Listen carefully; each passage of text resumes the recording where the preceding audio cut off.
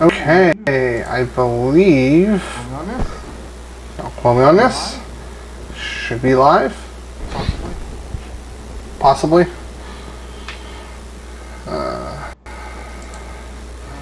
What's it yelling at me? Okay, if you say so. Okay. Unfortunately, I've been playing with this for the last 15 minutes or so. Let's see how the audio is.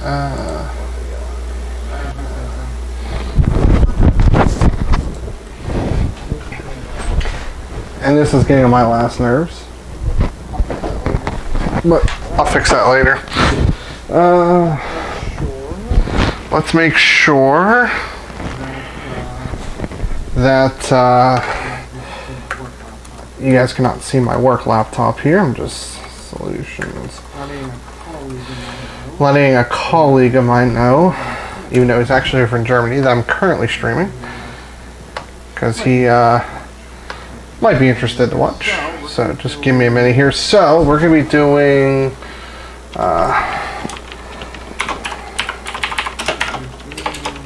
RGB gaming PC live build log. Okay.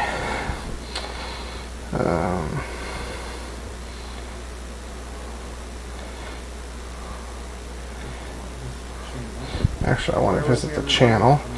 Bear with me, everybody. I'll be over in 1 second. I'm just getting everything set up here. Oh, we're going to be doing... Oh, sorry. Did not... Okay. So, let's go ahead and adjust this camera a little bit here. Should be fine. Okay, stream's healthy, everything looks good. So I've done some filming. I haven't really published anything regarding this, but we do have a build log today. I filmed a couple of the pieces. Nothing nothing over the top. It's a $1,000 computer. We'll be featuring the Ryzen 5 2600. We will be also working with my old board. And the only reason why we're working with my old board is because my old board, as I actually discussed with Mark, who should be on the stream, did not support addressable RGB, and that was annoying. I don't like using controllers, so I got a configuration that does support regular 12-pin, or 12-volt 4-pin RGB, so we will be doing that in this system today. So I'm putting the stock mounting on here, so I pulled this off of the ASus board that's in my system, and because I don't need the stock mounting for that. I don't know what I did with mine, and I'm going to end up choking this camera. Actually, there's a way around this. I can probably hit record. Oops. Zoom in. No. There we go. I can hit record, and that should stop it from doing that. Hopefully so. I suspect it should take me, let's see, we're 10:21. I think it is done in an hour. I just tore apart my system and put it back together in 30 minutes. So, I mean, granted, I didn't tear it down. I pulled the board out, the SSD, and all of that fun jazz. I actually want to move this a little bit closer so you guys can see here what I'm doing. And then I will actually angle this down a little bit.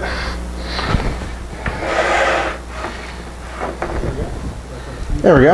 You guys have a decent view here. So let's go ahead. Let's talk about what we're putting in this bad boy. So we have,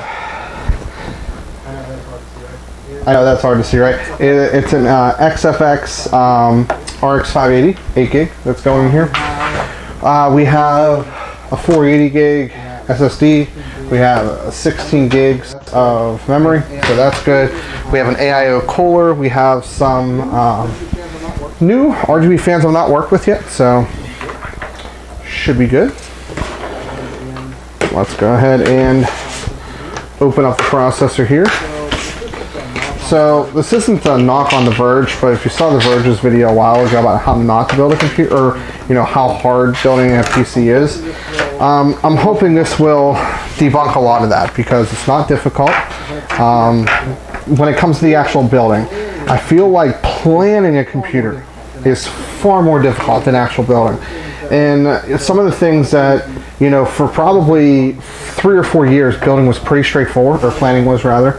Now you have things with like addressable RGB, 3-pin versus 4-pin, and then you start to deal with RAM compatibility and all sorts of stuff. So it's been kind of annoying. You want to get memory that's on the QLV list to make sure it runs the rated speed, for example. So, but yeah, to put this processor in, as you saw, is quite straightforward here. I do apologize for not explaining what I did. In fact, I will use this step here because it was that easy. So, on Ryzen processors, there is a gold triangle in the bottom corner, as you see here. And that is actually going to match up with the triangle on the board, and it just so happens to be right there. So all you got to do is very simple. Lift this retention arm. Line this up in the correct corner. Now with AMD, since the pins are on the CPU, it's better and worse at the same time. Oops, I didn't have it lined up. Fail. But it drops right in. You don't want to put any force on it. You technically can put a little bit, but if you're first doing it, yeah, don't do that. Memory install, something that when I first built a computer years ago, so I've built, oh god, over 720 computers so far. I don't show you guys every single computer I built. Memory always scared me. I'm like, I'm going to break something, and then I learned some really nice tricks.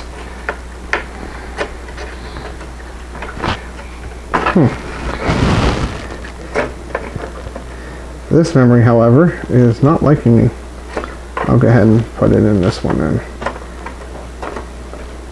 There we go. So what you want to do is you want to hold from under the board and then press on each side. You don't have to press at the same time. You can do one and the other. I generally do so I hear the double click. So it seems that the way this RAM's cut, just a little weird, that's all. Okay, so that part's done. Let me think. Let's go ahead. I'm going to move the camera back. We're going to get the case opened here real quick, and we're going to start getting some stuff going regarding that here. So let me make some room here. I need to keep this as I need to ship a processor out in the near future. Perfect. And then put this on top here. There we go. 8350 to ship out. So okay, you'll go there. I'll set you down over here. Where do I want to put you? I will put you on this motherboard box. There is nobody in this room to hopefully step on it. And then watch my wife come barging in here with my puppy and famous last words. I do want to keep this stuff from XFX because it talks about how to get your your video card overclocked to the maximum level. So that's interesting. Go ahead and move said camera back a little bit.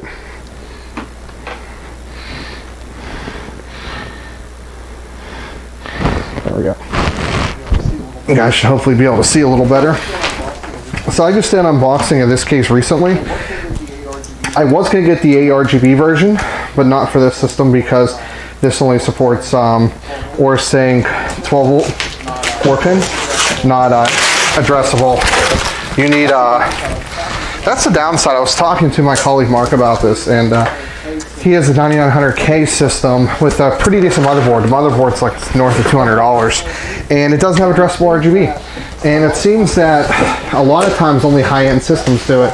The exception to that is ASRock. So ASRock in their B450 Pro, both the M and the regular variant, and the B450M Steel Legend have addressable RGB. So that's pretty cool here. I just realized that my address is probably on there. This is gonna hurt. Okay, I didn't get shocked too bad there. So this is the second case recently that I've gotten from Deepcool. I've used their Trisec series before. It's a budget series. It was fine, but it was a budget. And this is definitely no different. This is about a $45 to $50 case as it stands. But it has a lot of really good features, and it doesn't have any fans, so that's part of the reason why it's on the cheaper side. But we got fans with it, so it is a really, really nice case for the price. So you actually have tempered glass. This is not acrylic. That's just something to note. It is actually tempered glass, and it is a very, very solid case. My last customer that I built this in was quite happy with it, so I think I'm actually might be doing a giveaway with the review I did. Yes, I forgot. This is a heavy guy here. So I'm going to go ahead and put these back where they go so I don't lose them. I will lose them.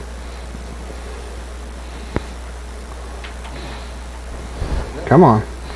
There we go. There's that one.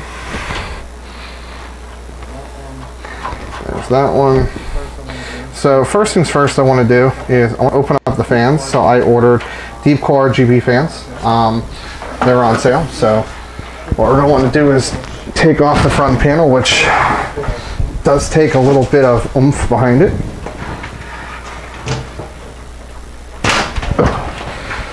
Okay. And then we are going to remove the side panel here, back one. That'll make our lives easier going forward. Again, I'm going to put this on the ground, but what I'm going to do is I'm going to put the thumb screws back in, because I lose them.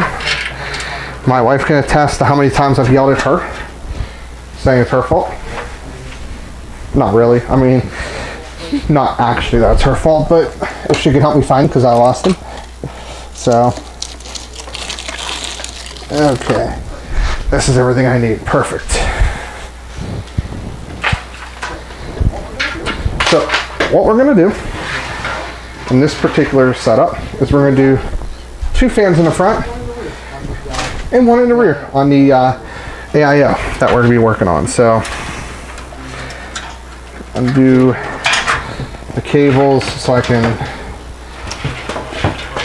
pull this out a little bit further. Trust me, I've installed fans when it was pretty tight and it was not fun. So, having worked with this case before, I'm trying to remember, I'm trying to remember how I put them. You can put them up here or back here. I chose back here to give more room, so that's actually what we're going to do. These fans, I expect them to perform okay.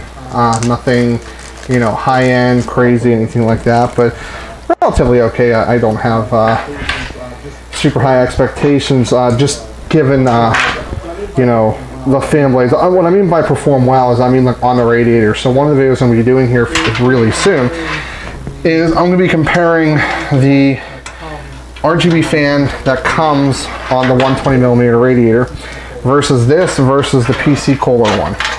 So we're going to see how well it does. I think it'll do well, but again, I don't have. I was surprised when the fans that I use, which are a Chinese brand, performed exceptionally well to the point where I use them on my personal computer. And if you actually see right over there, you can actually see the green. I'm rocking the, what we call, it's not quite the Hornet Security green, but nonetheless, I am rocking green.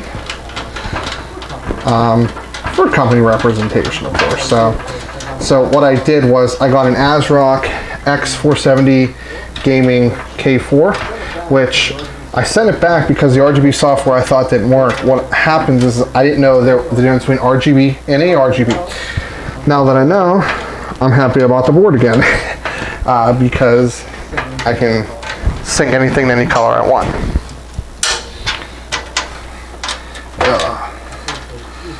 Unfortunately, Tuesday night's not the best day to do this, but I want to get a video up. Okay.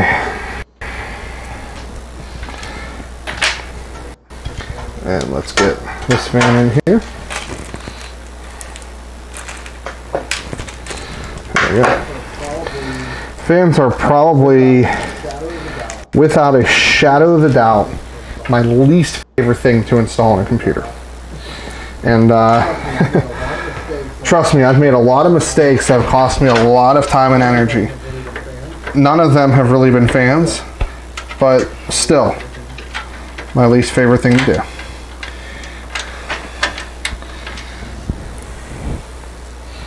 It's just, it can hurt your wrist after a while if you're doing a bunch of fans. You know, my system, for example, has, oh god, well, it has 5. It had 6 fans. I removed the fan due to aesthetics reasons. The 6th fan was just chilling at the bottom under the graphics card. And the worst part is I probably gave up a couple of degrees Celsius for the fact that I didn't like the way it looked. But I don't game that hard. I play Trucking Simulator. That's actually it's a game that I'm like, hey, I can play this half-hour a day when I'm bored. You know, go on like 1 or 2 quick routes or 1 longer route and call it a day.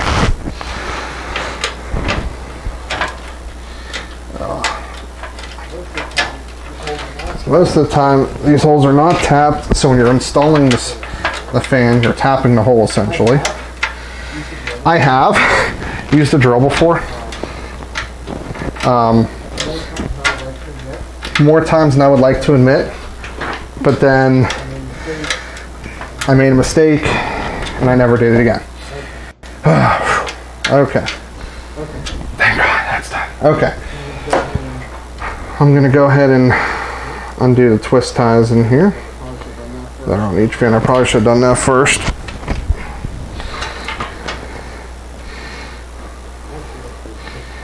Actually looks to be a twist tie on each part of the fan, which kind of sucks. Deep Cole, you're killing me. You make good products, but you're killing me.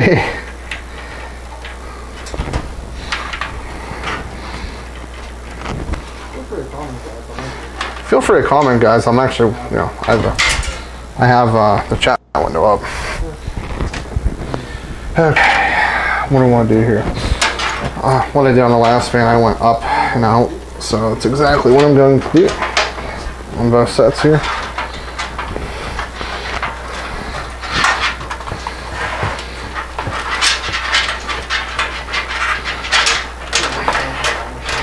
Can't wait till I can monetize again and make a few $100 a year from YouTube. It's never a bad thing, I suspect.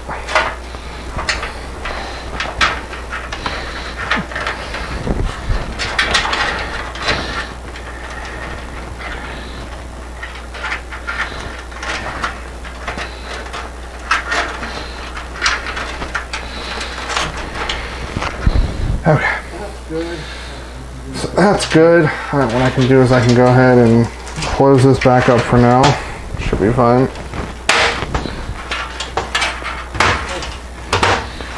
Okay. So just to get an idea of what we need to do here, we have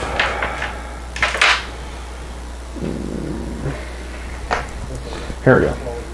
That's what I was looking for. My apologies. So this is essentially how you hook up the RGB fans, or the RGB portion, to a hub, right? So there's a 3-to-1, which you would think is fine, and it is, but there is a slight catch. And what that is the case also has an LED. So looking at this here, this is perfect actually. So right there. So it looks to be, okay, so you can go either regular RGB or addressable. So this is connected. Let me see the fan. Yeah, so this will actually let us daisy chain. This is perfect perfect, perfect, perfect. So, and then we just have one connector into the board. So we're gonna go ahead and we do have to remove this because this is gonna get in our way very quickly if we do not. Yeah, I know. That's if you remove it's void, blah blah blah blah blah. I know. I've been doing this a long time, guys. You know those aren't even valid. Yeah, those aren't even enforceable in the States. Okay. So what we're gonna do is we are gonna unplug this for now, and we don't need this. We will need this. We won't. I don't believe we'll need these, but oh, I see what this is. Interesting. I don't know if my last one came with this. Interesting. Cool. So we're gonna go ahead and move the case to the side for a few minutes here. Side. And we'll bring the liquid cooler back out. So I am going to be doing a full review on this as well. This isn't the Master Liquid Light 120. This is the LC120E. So the Master Liquid Light 120 RGB was out of stock. So couldn't do it. So I'm actually pretty confident when you look at the fan blades, the deep cool one's going to do better because they're flatter. Fan blades like this, while it does have more of a curve, is overall more flat, and I'm straight up just not confident that it'll do well. And you guys will see my full review of this product. I'm probably going to do the review also comparing its fans. So I'm going to be using this fan, the PC cooler fans we talked about, and then the stock fan, and we'll find out who the winner is.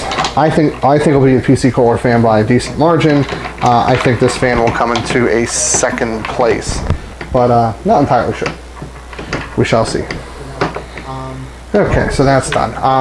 I already actually attached the mounting, so we're going to set this aside, and what we're going to want to do now is probably get the motherboard in. So let's bring that back up.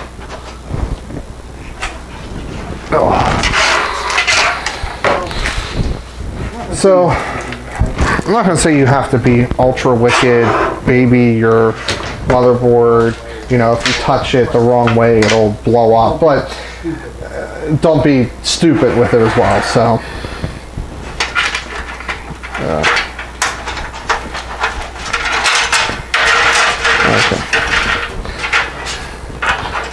come on. Okay. This is going to sit on cables. I just don't want them to sit on the edge here. So let's get everybody here a better view.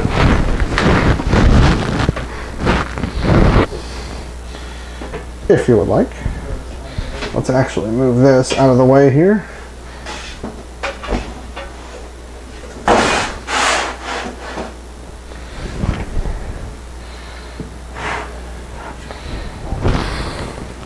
Actually, I'll do this instead, just because I like you guys.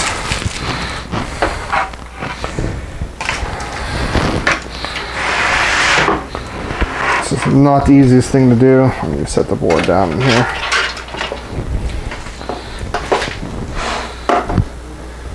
Actually, I gotta move this before something breaks. Hang tight, guys. Okay.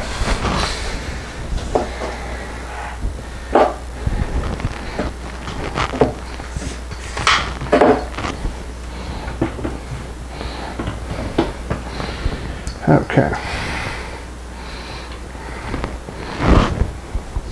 So what I actually need to do is I need to spin this around here. Hang tight.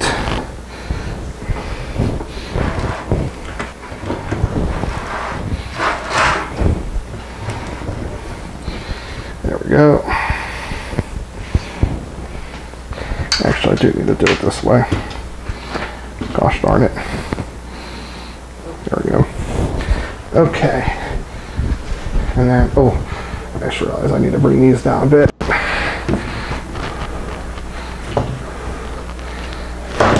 There we go.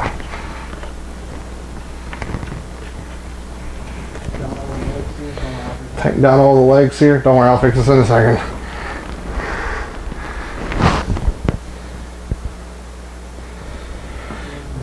Probably move this back then and move this out of the way. Put this on the ground for now.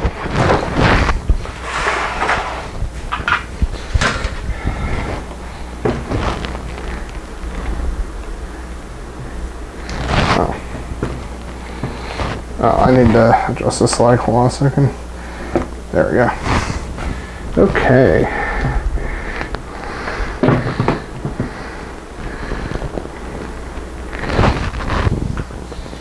Can you guys see the corner there? Perfect.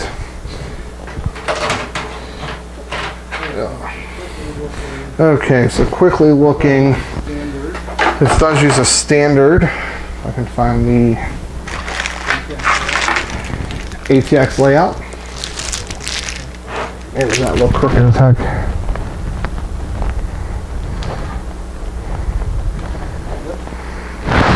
There we go. So we need to put a couple more standoffs in, but not a ton. So we have 6 in, we need 4 more. I'll go ahead and pull these out over here. So the ones we're going to need, just iron up the board, okay,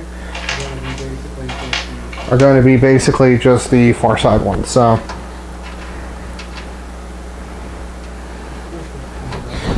I think this comes with a piece of screws all the way down. If not, you either need a tool for it, or hopefully you have one. But I want to see, yep, does this come with one? I can't tell from here. I'm trying to do it by hand right now, and I'll tell you guys in a minute.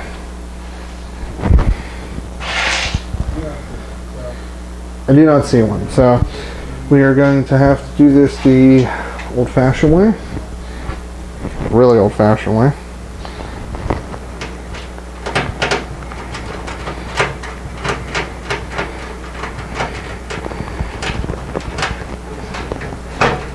Basically use the screw to get it down.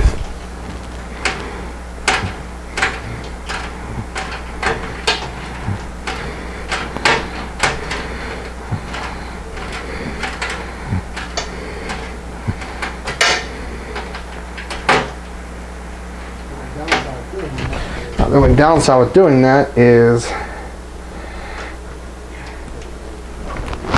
here, yeah, I figured you're gonna need pliers to get it out.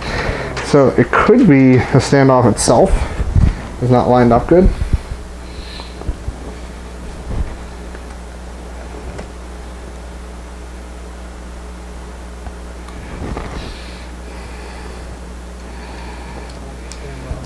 So we're gonna try one more standoff here. I actually have a tool that can get this in too, but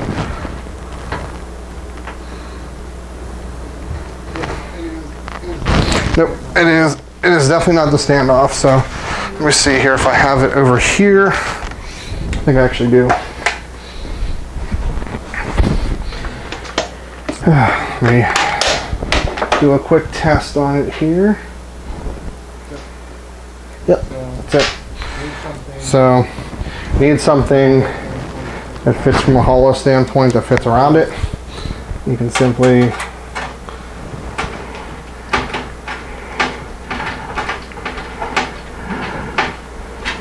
just like that. Now the only downside is I need the screw back.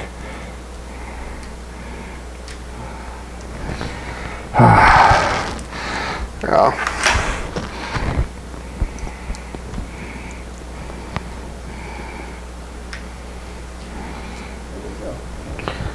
Where'd it go? There it is. I'm pretty sure you only get about 9. So I'm pretty sure you only get about 9 screws. So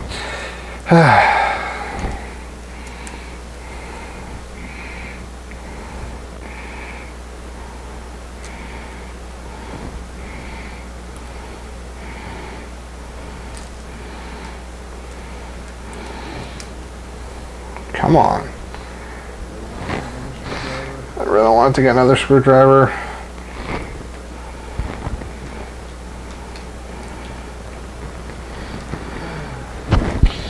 Another screw. I'll just grab some pliers later. Let me see if I have enough. Did not have to deal with that until later. Famous last words. Okay. I should have done that in the first place. So let's go ahead and get our I/O shield in. Interesting story for everybody, for those that are interested. I gave my I/O shield away. So the one that is with this was bought off eBay. Now it's made for this exact motherboard, so it's fine. But what happened was I was doing some testing for a customer of mine, and the board was no good. So like, okay, cool, we'll send it. I'll send it back. And I gave him back my I/O shield instead of his. The worst part is Best Buy, where he bought it from, didn't catch that. So hopefully they realized that the motherboard is no bueno and did not try to resell it. Although it could have been a processor. Yeah. So, if you don't watch the rest of this video, do yourself a favor. Do not screw these down all the way. Couple turns real quick. Just get the screw started is fine. If you do, you'll have a heck of a time if things don't line up right on the last screw. And this is coming from somebody that has done this hundreds of times. And out of the hundreds of times, I'm going to say 20% of them, I didn't listen to this advice, and it caused me to have to take the entire motherboard out. Sometimes in scenarios where I did the motherboard later on, and it was already a pain to get some of the screws in. So, if you take away that from doing this, then I did my job. Did my gerb. I have a really funny story for you guys, and I already told Mark about this. So, on August 4th of 2018, I went to a VW dealership in Fredericksburg, Virginia. So, it is, you have to go through Maryland to get there. And me and my wife were in a better spot financially, but we realized that me paying nearly $500 a month for a toy when we weren't really swimming in cash really wasn't good financially. So we said, well, why don't we sell my spare car, my daily driver, I guess, not my spare car, and how about I get a car like the Focus ST that gets good gas mileage, that's safe, that's something my wife might actually be able to drive if she had to, and she has driven it a few times. She likes it. She still prefers her car, but she's okay with it. So I traded in. I got a fair bit over market value because they really wanted, I don't know, to just win the deal, or I don't know the story, but they gave me over market value. And it was Ed from VinWiki would say I was a shrewd negotiator, and I did manage to get $28,200 on trade for a car that normally trades between 26 and 27 on the high end. And I did get, for those of you who work in the car industry, say, oh well, they built. No, I got the $3,000 incentives and the $2,000 dealer discount they were offering. Sure, there's probably a holdback in there somewhere, but you know they still lost money. Trust me. So yeah, I went ahead and got it, and I got a really good deal. I got like 0.9% interest, so they really had nowhere, unfortunately, to make up the money. So every week or so, I would check on the car, and they originally listed for $31,500, which is way too high for a used Mustang. You can buy them, all incentives out the door, for $31 or $32. I got mine for $35 because I rolled in some negative equity and tax and everything, right? So, by the way, that's generally how I apply thermal paste. They used to say less is more. It's not really the case anymore. More is a little bit better than, it's better to go less is more, but basically what we have figured out is a little bit too much, no big deal. A little bit too little, big deal. So, what did I do with the screws that I need? I really hope I didn't chuck them. I feel like I wouldn't have done that.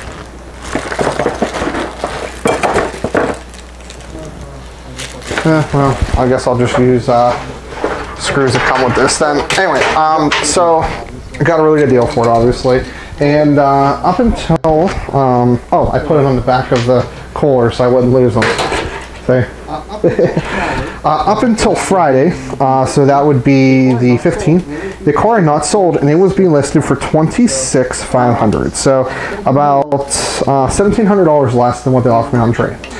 And when I checked on the 18th, which would be yesterday, it was no longer there. There was a Mustang there, it was a red one, a V6, not a V8 automatic, listed for 19, but mine was gone. So I was like, I don't think there's a way I could actually figure out how much you got for it. Like if I called them, they'd tell me to pound salt, it's not my business, and I could probably use VinWiki, for example, or another service like them and figure out who bought it and maybe get in touch with the owner, but I'll be honest, I mean, I don't want to get myself in trouble. I don't want, you know, people saying, why are you stalking me, whatever. So I just thought to myself, you know, I would like to know it, but the reality of it is I'll never know. But they probably sold it for 23 or 24, 25, and they really lost their ass. But, you know, when a car sits on a lot for 180 days or longer, dealers started to really want to sell it. And it's funny because if they would have waited another month, they may have actually recovered a little bit of the asking price, because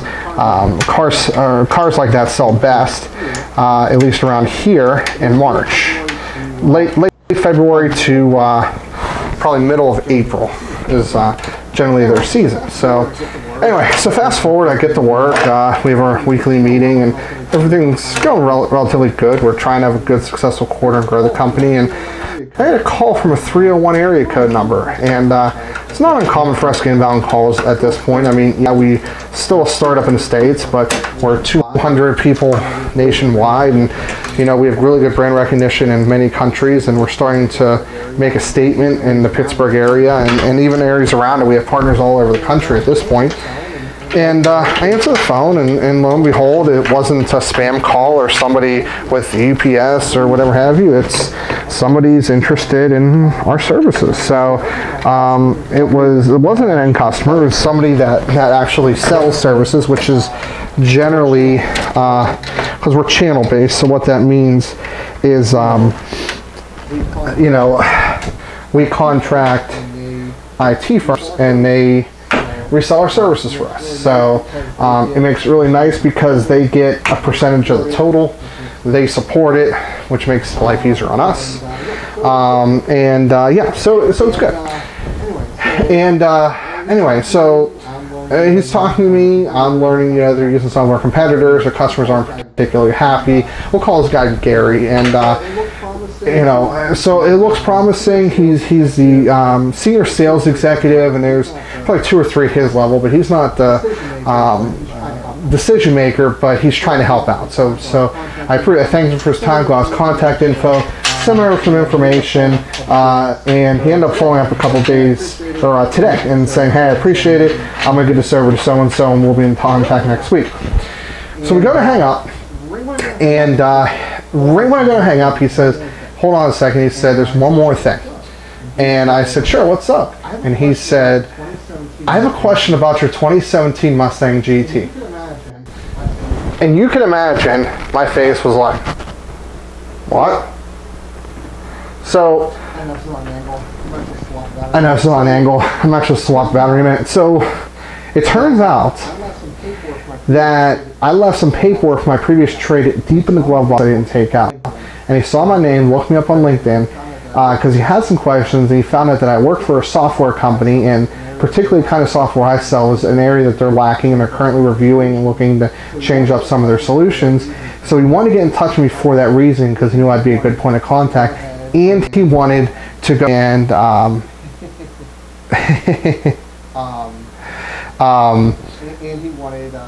he wanted you know, to learn more about the car. You know, why is it low miles? How did I get it to Virginia, and what I liked about it, and why I got rid of it. So yeah, really interesting story, to say the very least. So, so it turns out to be a good lead, and you know, good guy. He's been very receptive. We have hopefully, I think we have a follow-up scheduled shortly, because we were talking about what day next week would be good. Sorry, I'm adjusting the camera. I will address your concerns in a minute, Patrick. So I do apologize. Just give me a second.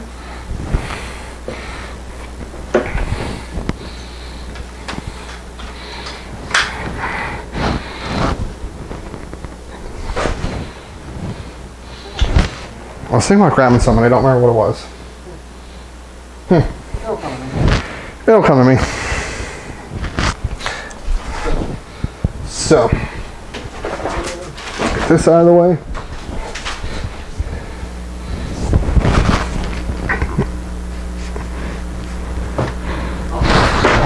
Oh, battery. Hang tight, guys. I do have to do a battery swap. So, it's getting low. It'll knock this offline for a moment.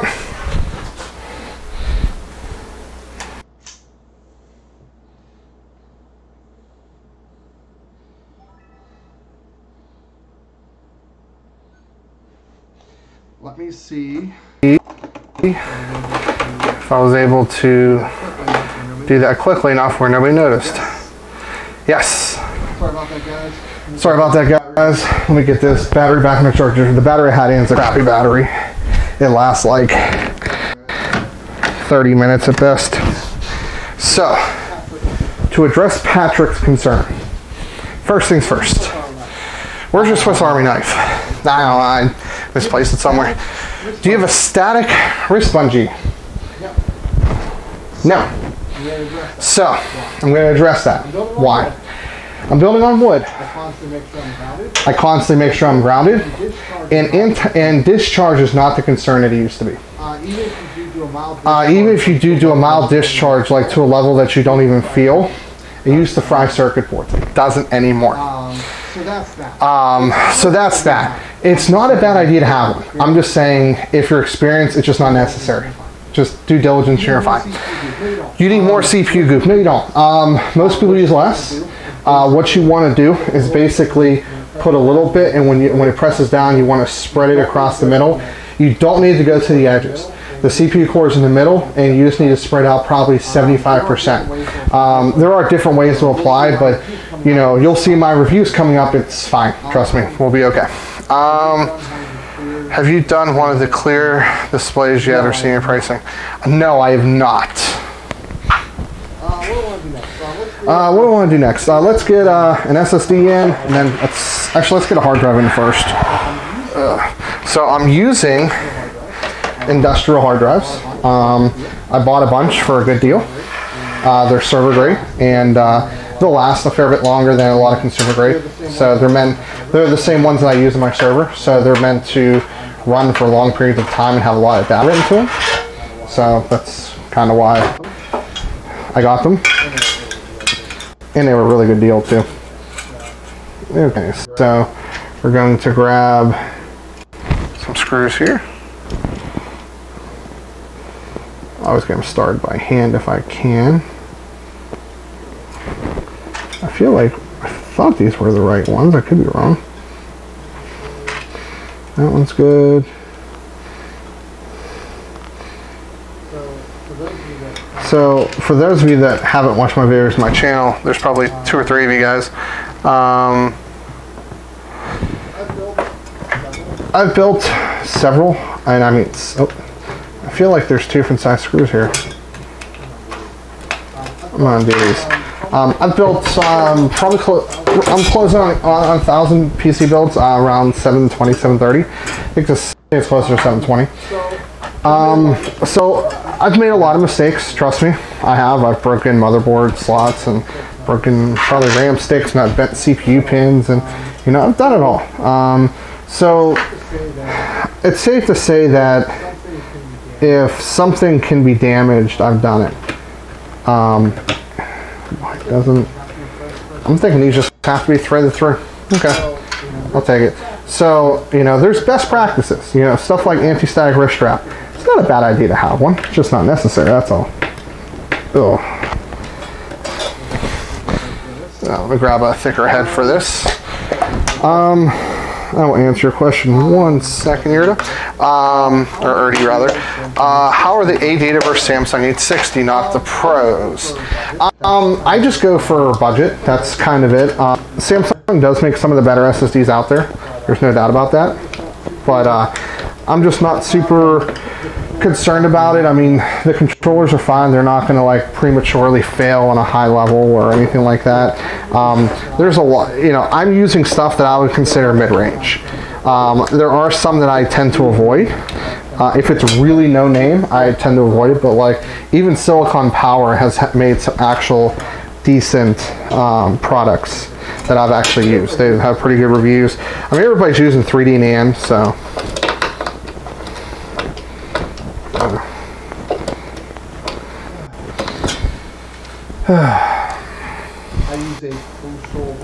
I use a Crucial P1 NVMe SSD for my system, and then I don't have a mechanical drive because I have the server.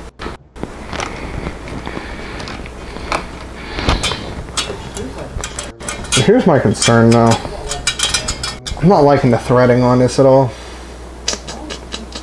But I only have 2 screw types. That's what concerns me.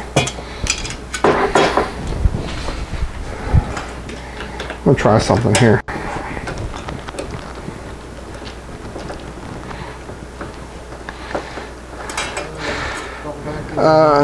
Don't vacuum with vinyl. Yeah, I mean, there's definitely a lot of like, you really should not be building a computer if you're not, you know, if you're gonna make those mistakes. I have an air compressor that I use, and it works fine.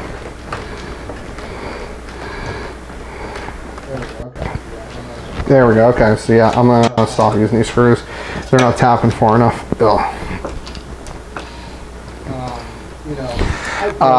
You know, I've built on carpet in socks before. That is not something I'd ever advise anybody to do.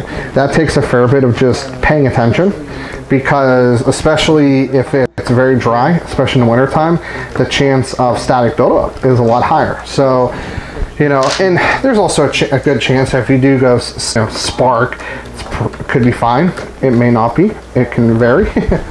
So, there's a lot of, you know, there's a lot of mistakes that CPU will make first time, and like I said, the building process is not incredibly hard. I mean, I'm just kind of casually doing this with you guys, talking it over. But I just tore the motherboard, not tore, but I removed the graphics card, the RAM, the CPU, the cooler, and the motherboard from my case, took out a fan, rewired it, and put everything back in a half hour.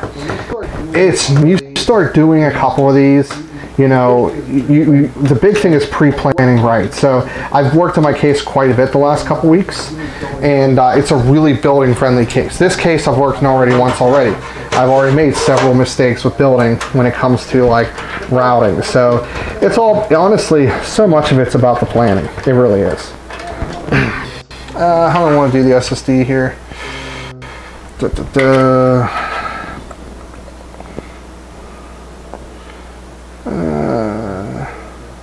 Guess I can put it up here.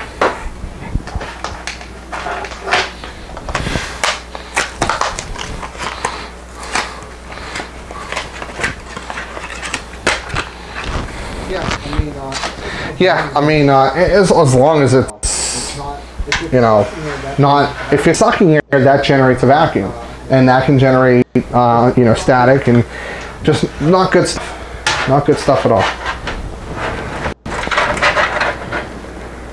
I don't want to put this here. Yeah, I don't want to put it up here. Okay.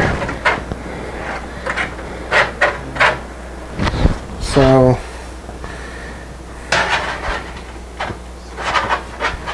let's see how far I can push this.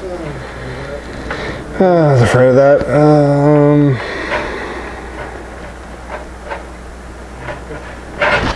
Or am I pushing it too far? I think I might be pushing it too far.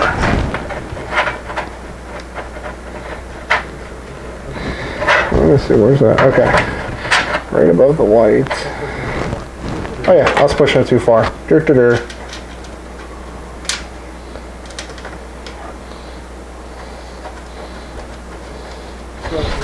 Okay. So in this case, on SSD, I am only going to do 2 screws. It's all that's required. And it's not like I'm doing minimal work or anything. They don't spin, so it's not going to like jut itself loose out of nowhere.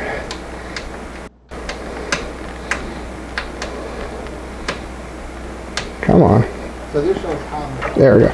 So this shows having. I was pushing it too far this way. I thought the holes were further over. That's where I was having trouble here, because obviously I'm doing it from the back, not the front. Okay. Perfect. Okay, we are starting to come together here. So let's. Where I want to do this here. This I want to shove up here definitely. This I want to take the rest of the way through here. Same thing with these. Perfect. Well, I'll just loop this over. Actually, this has an AIO pump, so we're going to put this over here.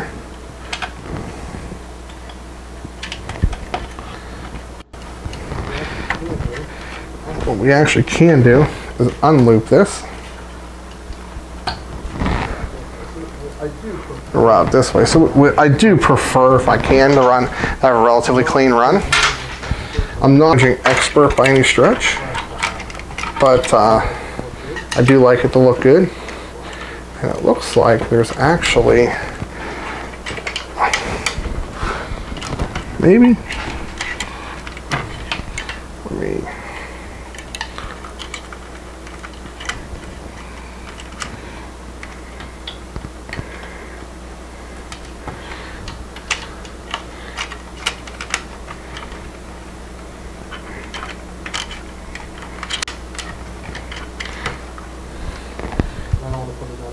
I don't want to put it down there because the VRMs are right there. It can eventually melt something if you're not careful.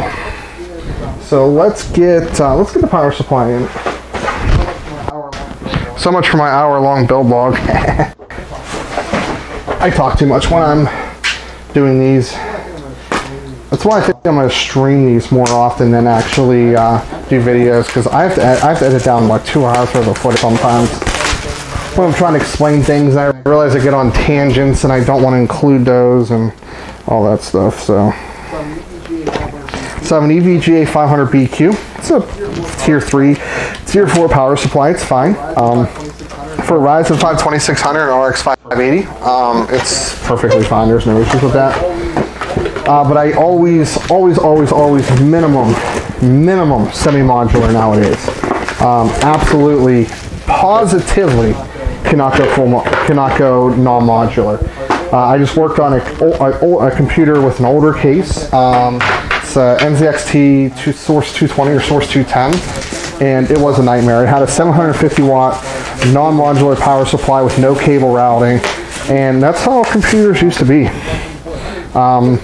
wasn't important. I mean, let's be honest, hiding your cables isn't exactly a big problem logistically. Like, it's actually not going to affect airflow much. Luke did a video online as tech tips about that, which was quite interesting to say the least.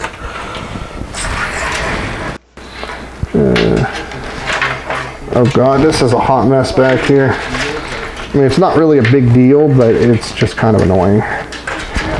Here's what I'll do. I'm going to disconnect a couple things so I can just pull everything that I need to through.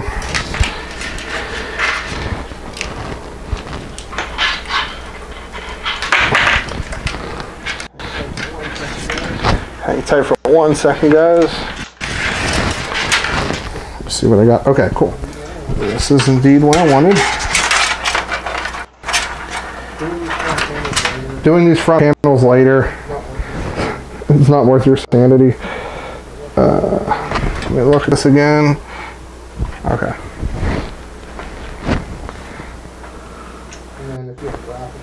And then if you have a graphics card installed, and this is what I talk about planning, right? If you have a graphics card installed, yeah, good luck. It is a royal pain. Resets down here. So for those of you that haven't done a lot of computer builds, with the exception of a couple boards, modern boards, and some older boards as well. I would go to say probably less than 5% of non-OEM, so aftermarket ASUS, ASRock, Gigabyte, etc. They have a standard layout, which is top right on either, it's either going to be 9 pins, so 4 and 5, or in this case there's actually more, but it's the top left corner.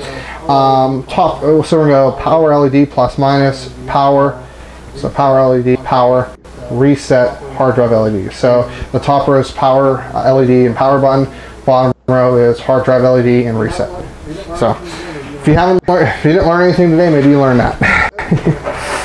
Okay, actually before we put this in, let's plan out what we're going to need. So we are going to need very little. I'm trying to think. Yeah, I might actually undo this and I'll explain. Yeah, because I have a fan controller. So, so we're actually just going to route this over here. There's actually a fan controller that came with the fan. So, but let's think. So we generally speaking, semi-modular power supplies have the 4+4 and the 24 pin. Sometimes they have VGA already, but that can be hit or miss. So we do need a single 8 pin. Unfortunately, this is 2 6+2, so I would actually like to run a single 8 pin, but it is what it is. This only has a spot for that, and then it has a spot for SATA. 2 SATA and 1 peripheral. We're not going to be using the peripheral. I don't. Actually, we might be. So let me see. Where is? Why are we missing a peripheral? What did I leave in here? I'll put the SATA on for now. Clearly, I'm just lost today. So it looks like that needs power. That's why. So we will, when we find it, we'll plug it in. Not really a big deal.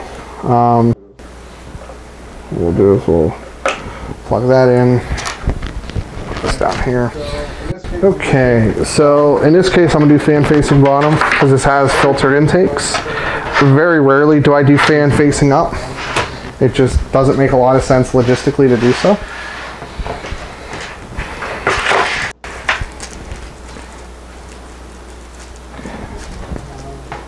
How does this not have...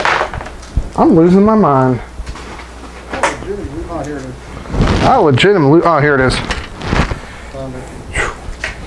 Found it. I'm going to undo it because I believe we're going to need it. Come on. There we go. Easier to plug it in now versus later.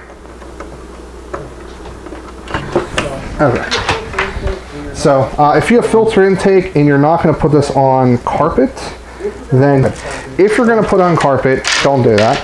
But if you absolutely, positively have to, and you may consider doing it different. Of course, I lost a screw, as I always do, every build.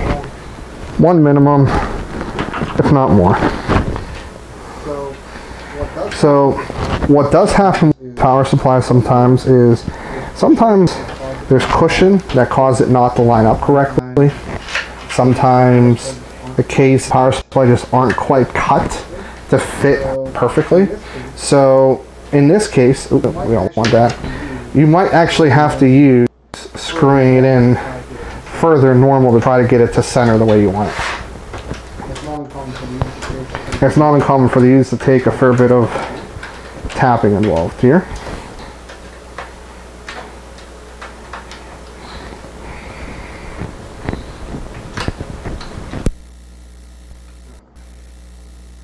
My mic's still working? Testing? Hello? I don't know if my mic's working. Let me actually... Listen here. My mic's still working? Testing? Hello? Interesting. So, I don't know if my mic's working. Let me actually... listen here. Yeah, one of these pieces are probably dying. Still working? Testing?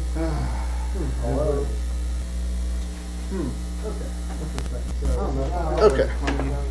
So now we're going to go off of the camera instead. Okay. Yeah, one of these pieces are probably dying. Let's see. Okay. So now we're going to go off of the camera instead. There we go. Yeah, there we go. Yep, I did not know the line was cut now. So I reviewed this. It worked fine. I reviewed this. It worked fine, but man, whenever the batteries get low, it gets really bad. I'm not sure if this is the perfect solution. I'm not sure if this is the perfect solution for me or not, but we'll keep an eye on it going forward. Okay. What do we want to do next? So I actually want to do some cabling here. Let's spin this bad boy around. Spin this bad boy around. I'm probably not really going to do much with cable management back end here. I do apologize, but just really don't want to. Although I did miss the cable, it looks like. This would be USB. I'm going to plug this in. One second, I'm going to plug this in where you guys cannot see, and I do apologize. There we go. There we go. Okay. I'm actually sitting on the cable right now. So let's stop that. So let us take a look here at what's going on. So this is trying to look what's what here. Trying to look what's what here. Yes. So I already started plugging in some of these. I already started plugging in some of these here. So what's really cool about this is everything should be controllable from ASUS, which is nice. There is this piece, and I suspect unplug the connector if you use motherboard. Unplug the connector if you use motherboard to control lighting. Oh, so we don't need this? Unplug the connector, motherboard to control. Okay, so I guess what I'm confused about though is this doesn't have any sort of power. So this is essentially just the lighting mechanism. No, that's right. That's right. Okay, so we don't need it. So what I'm going to do is I'm going to go ahead and unplug them all up. So what that's for is if you're not using the motherboard and you need power. So if it didn't support that. So interesting to know. So I went ahead and unplugged this because less cables is better. And then I'll show you guys what I'm doing here a little bit later. But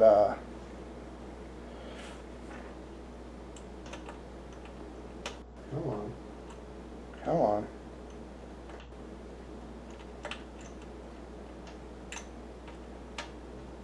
There we go. Got that plugged in. So there's really not much to do. I'll go ahead and do that. Let's go ahead and get some of our cables. Oh, this is what I want to do.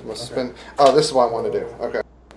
So this has, I guess, ADATA, it looks like.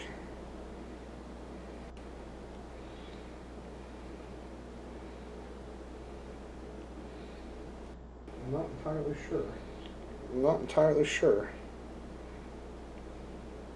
Yes. So let's go. Yes. So let's go. First, let's plug this in. Let's plug this in. So I'm plug this into the CPU spot. So everything's going to be based off the CPU. So everything's going to be based off the CPU, which is fine. I don't have a problem with that. So I want just to go under everything. Right there is fine. So we're going to right there is fine. So we're going to go the 3-pin into the CPU spot here. Wait a second. Okay. 3 pins can't go in there. Okay, that's fine. That's not a big deal. That actually makes sense though. Oh, that's not. Oh, Okay. I'm not playing this out too well. Okay, so let's go right there. Come on. Come on.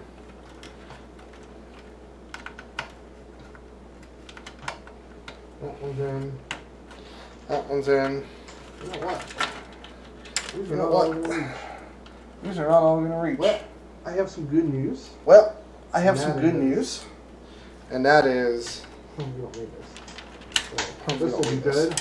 So this will be good. Project. So the thing is, threw away the piece of protected. I'll live. So I'll live. So I'll explain how I'll handle that. Here. This you can go down here. Let's grab 2 SATA cables for my new system. We need one right angle, one not. We need one right angle, one not. I know there's an echo. I know there's an echo, but my microphone stopped working. So let me testing, make sure there's testing, make sure there's. Oh, there's 2 microphones. Oh, there's 2 microphones. I see.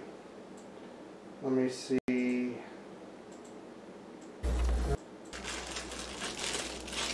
I know there's an echo. I know there's an echo, but my microphone stopped working.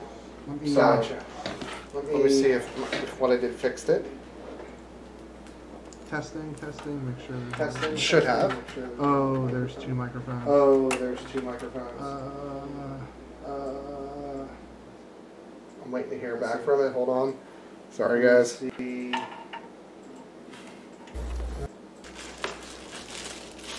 I know there's an echo. I know there's an echo, but my microphone stopped working. So let me see if what I did fixed it. Testing, make sure there's. Testing should have. Oh, there's 2 microphones. Oh, there's 2 microphones. Okay, let me know if there's still an echo. My apologies there for catching that so late. There's a lot of room back here, so it's not really imperative that we get everything all the way down here. There's that one. And we'll come up to this one here. I'll actually unplug that here in a little bit. But let's go ahead and spin her around. Let's start routing cables here. So first things first is the 20+4 or 24 pin. Come on, get all the way through. I can unkink you. There we go. We want to, we'll come out through here. It's fine. No issue with that.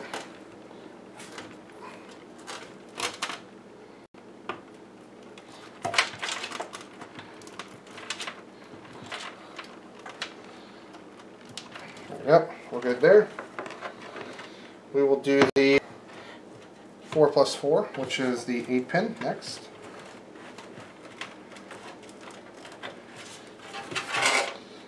So one of the things I really like about this case is how much room is up here at the top.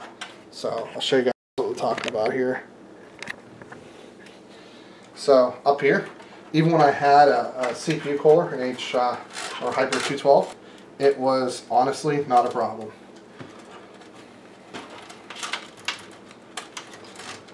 Although, now that I say that, I deal with a 4+4 that is way off in the corner and going to be an absolute pain to plug in.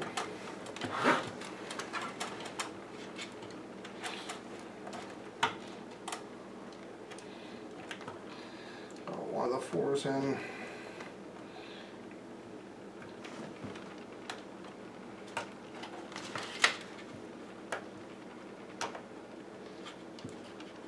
Okay, there we go. So I did it separately, but it's fine.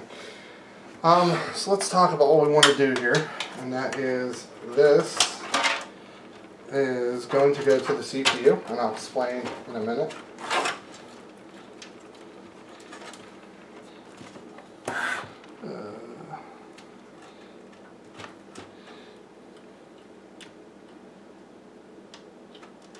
Perfect. This 3-pin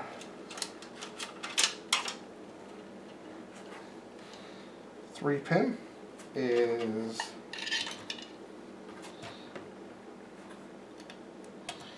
going to go down here.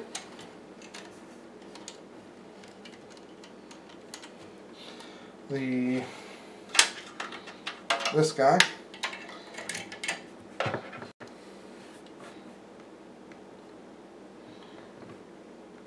I just forget which way these go.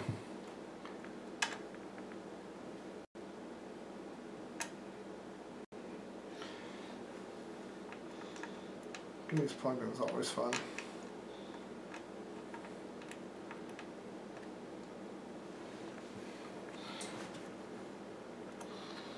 So I don't want to bend the pins, but it's like it doesn't want to go at the same time.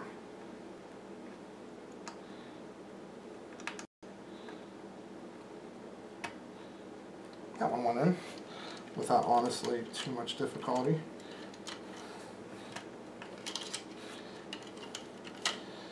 So I just don't like the way this is sitting with these sitting up like that. Oh, keep them like that for now. Let's run our SATA real quick here. So hopefully, I do have a SATA extension if need be. Let's find out if we need to use it.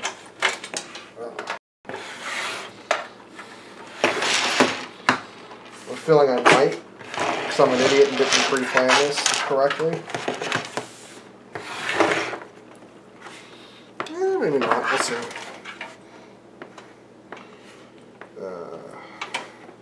Well.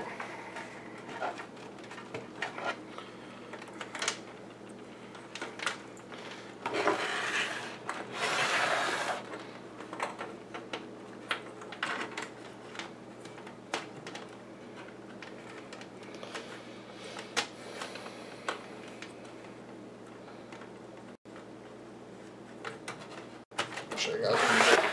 So I ran this with the last case. That was getting this plugged in was a pain.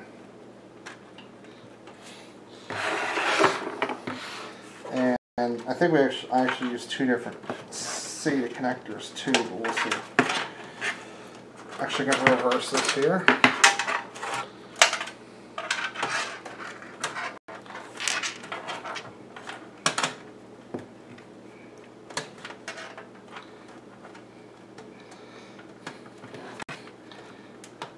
Perfect. Now the question is will this run down to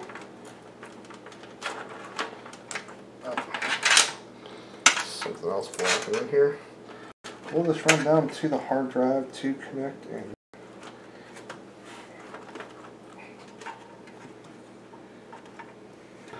The answer is yes, by about 3 or probably by about 4 centimeters worth of slack, and that is it, my friends. So it works. It's not amazing, but it does work, and it's all that matters.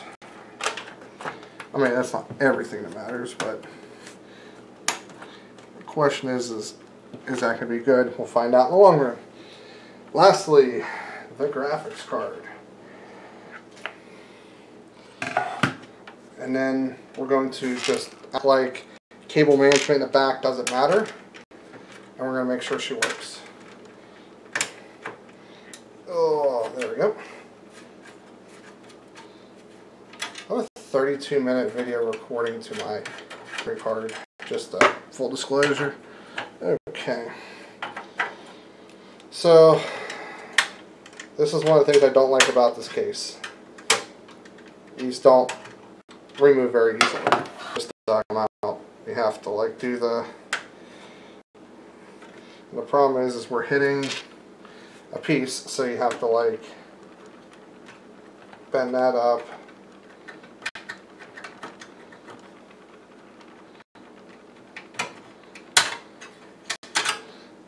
And these can be sharp, right? So you can actually hurt yourself if you're not careful.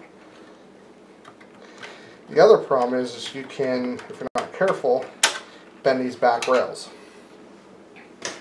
So it's part of what I don't like, but it's the only thing I really don't like about this case.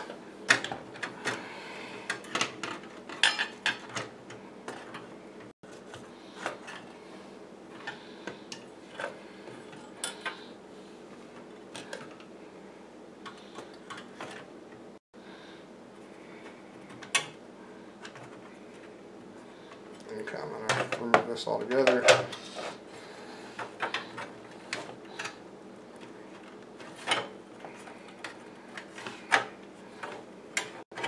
There we go.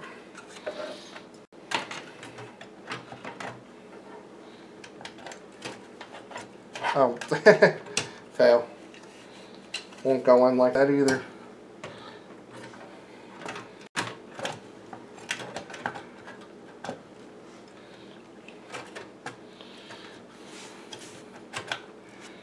Okay, there's really no easy way of getting this back in, to be honest, without bending something. So, what to do? We could put it on the outside, but I feel like that's not a good option.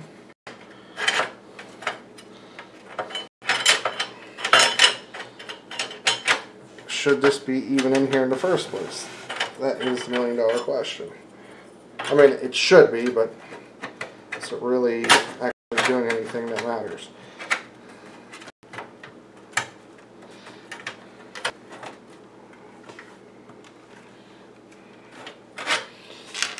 I'm going to try putting it in one more time.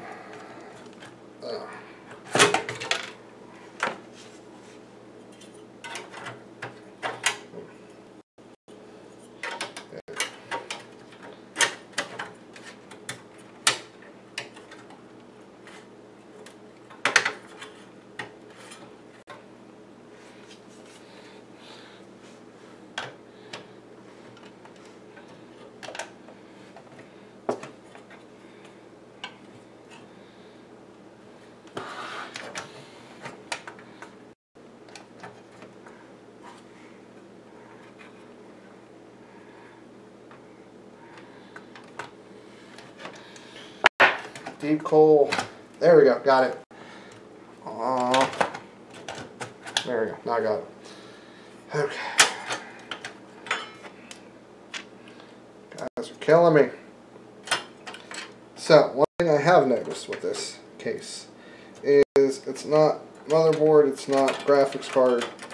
Graphics cards sag in this case. And so far with the RX 480, RX 580, and then now this is the third motherboard I believe I tested. And they're still sag.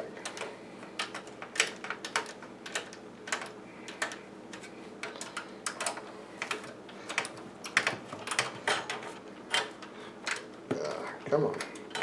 Now let's put these two guys back in.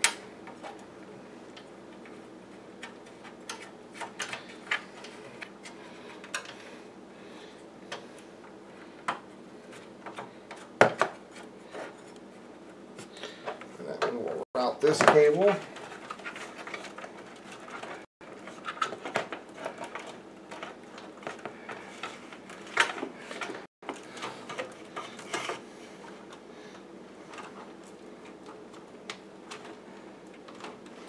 Let's see here.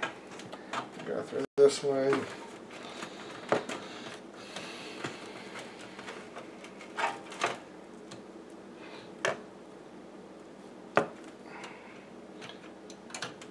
Come on.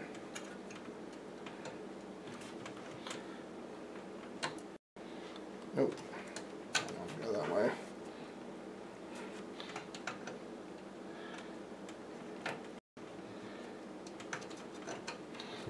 Killing me, guys.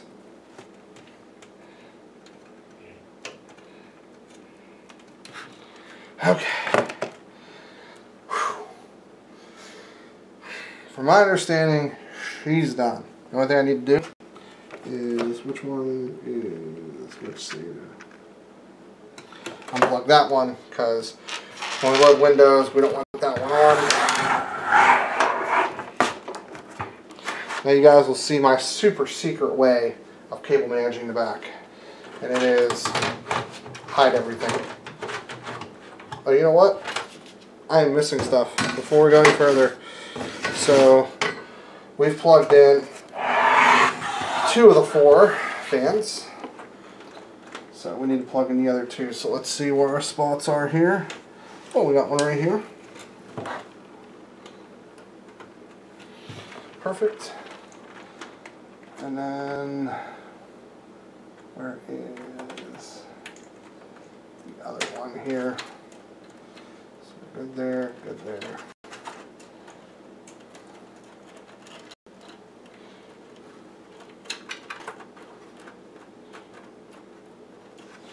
Actually,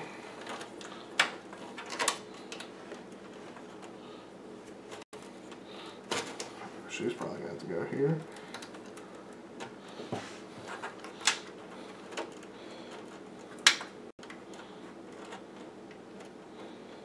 Oh, man, these cables are short. You guys are killing me over here. Deep hole. Get longer cables, guys. It looks horrible. Do I have... I could use this for 2 of them. Yeah, that's what we're going to do. We're going to use... Yeah, for all of them, we're going to do that. I don't have much of a choice. That's what we're going to have to do.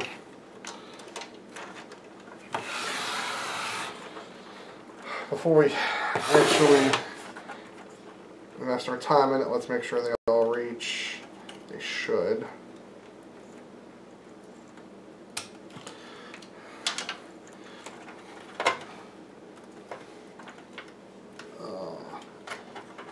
Come on, give me a little more.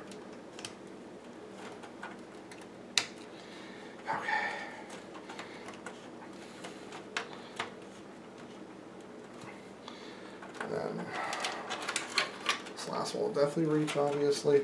Oh, why did I do that? That was a stupid move. Why would I mount that before I had the last one in?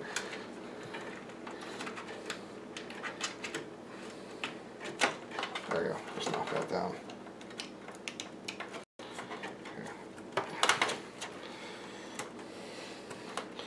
Not even important if that sticks, to be honest. It's not all because it's not going anywhere. And this will simply plug into the CPU header. So now all of the fans are controlled via that hub. Okay, now we're ready to roll. So now you guys can see my trademark super secret way of cable management. Actually, I don't think you guys can. So let me get you guys a position that you can.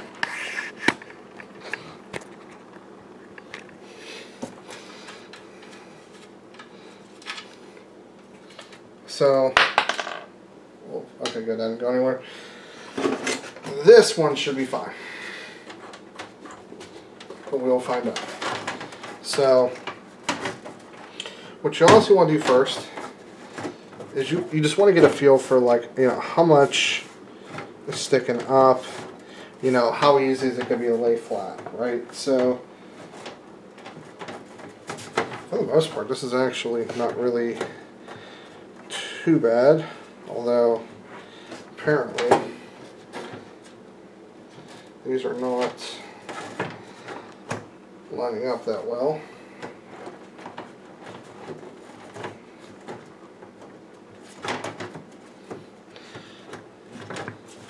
There we go. Ow, pinched myself. It actually went on a lot easier. So there we go. Super hard cable management. Want to make sure you're not pinching anything or anything like that too. So do keep that in mind. It's only an hour and a half, a fair bit longer than I had originally expected. I'm going to close my work laptop for security purposes. And I do have to, unfortunately, clean up a little. think this far ahead. I have too many glasses. That's I took out like 5 before I started thinking, oh, only 5, I'm good. You know, definitely a lot more.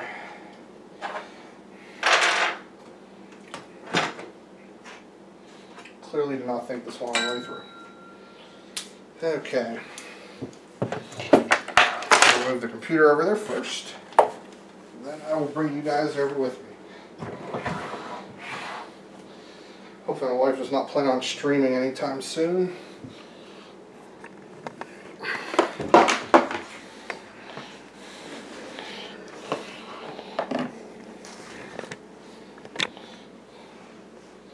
Or playing anytime soon, rather. There's too much stuff over here.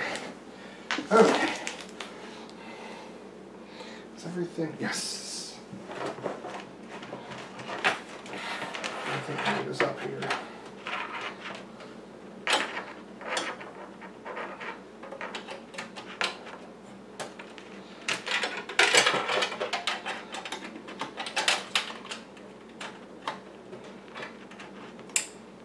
Okay. Perfect.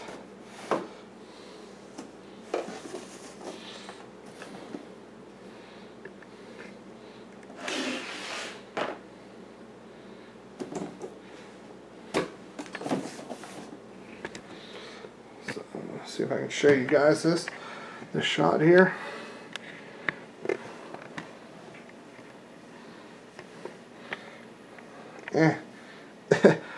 Don't have enough room, but there she is. She's looking pretty good. So let's go ahead and focus on the screen a fair bit. I'm gonna turn this back so you guys can see. Let me, and then so I can see a little bit. Okay. F1. Let's go into the setup here, shall we? Okay. Let's go advanced. 3.4 gigahertz. AI tweak. Oh wow. This is already that's why I need to do this. I was running a 4.2 gigahertz overclock here. Let's go load optimize defaults. Okay, now let's go here. We need memory frequency. Nope, not what I wanted. Yes, that's what I wanted. Perfect.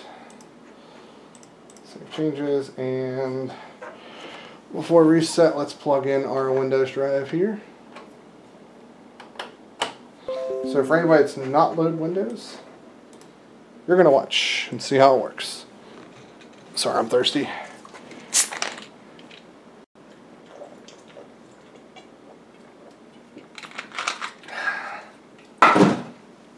Still thirsty.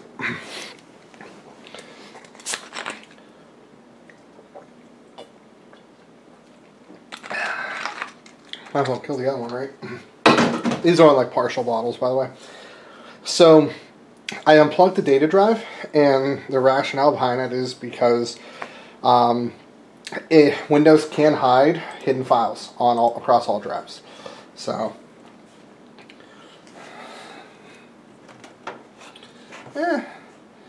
the cable management isn't great. The problem is it looks like a nest going into the corner.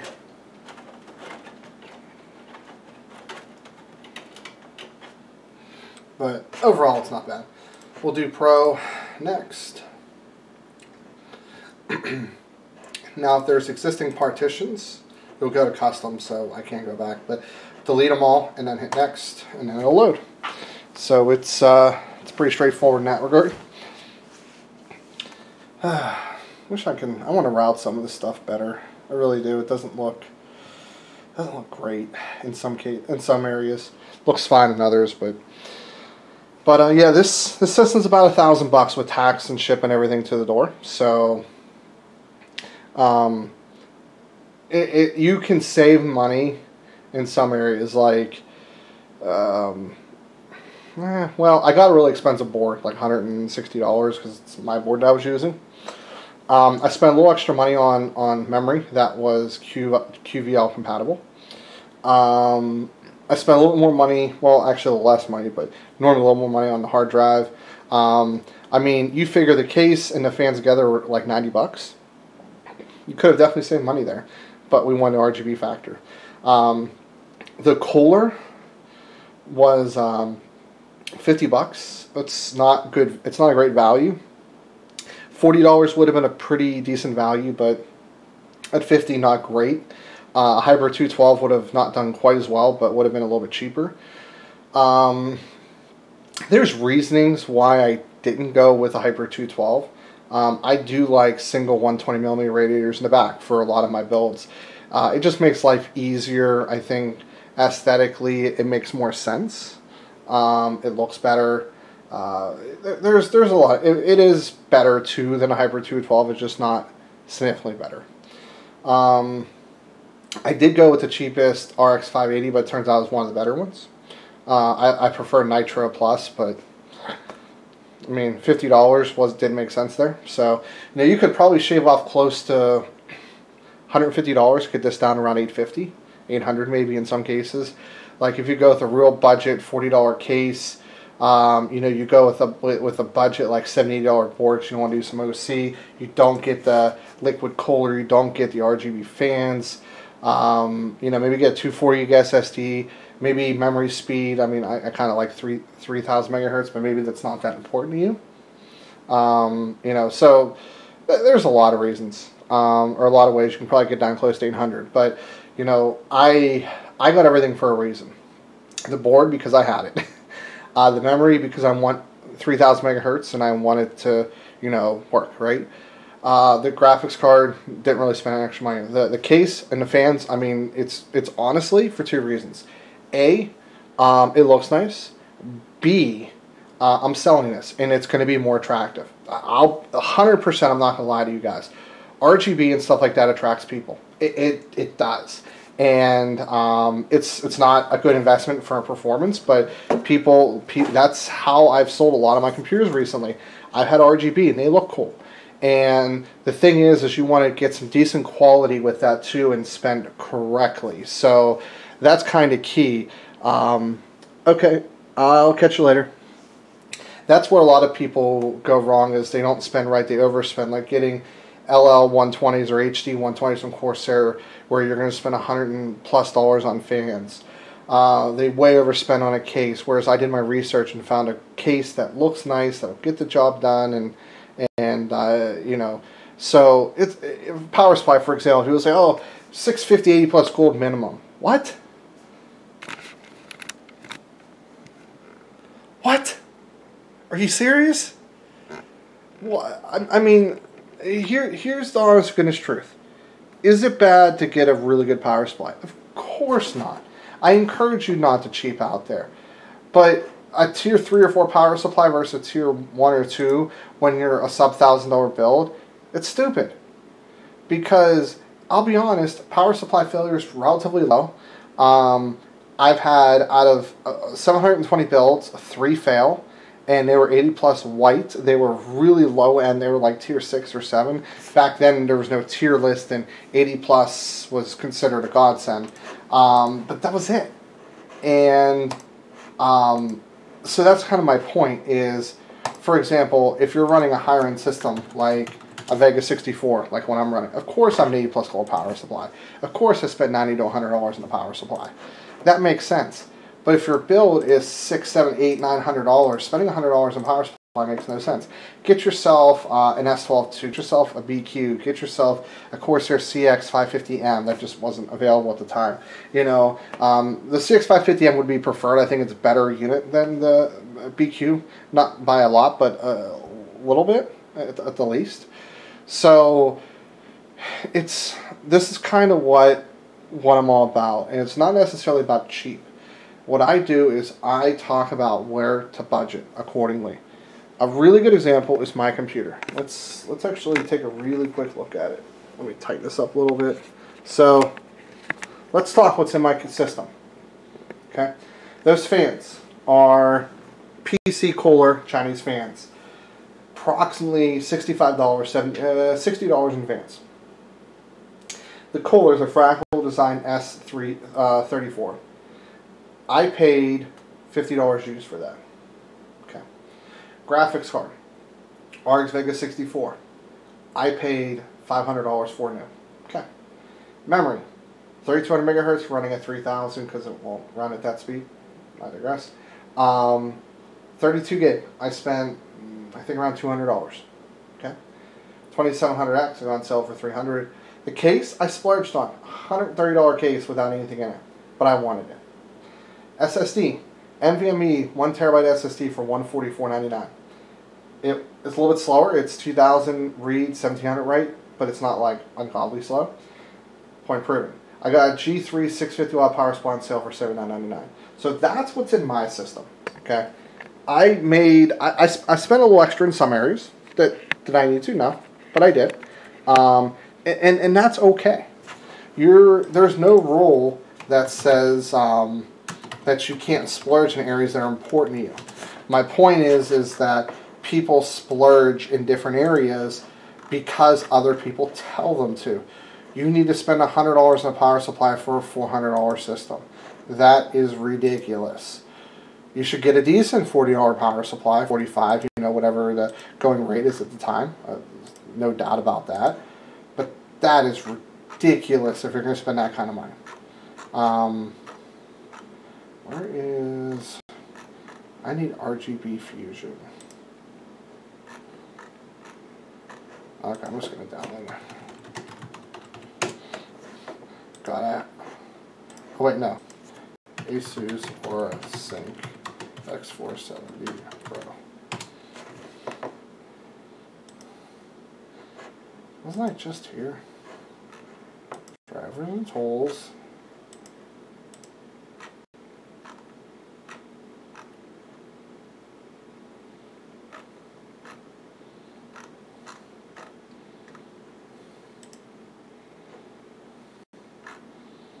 I'm confused.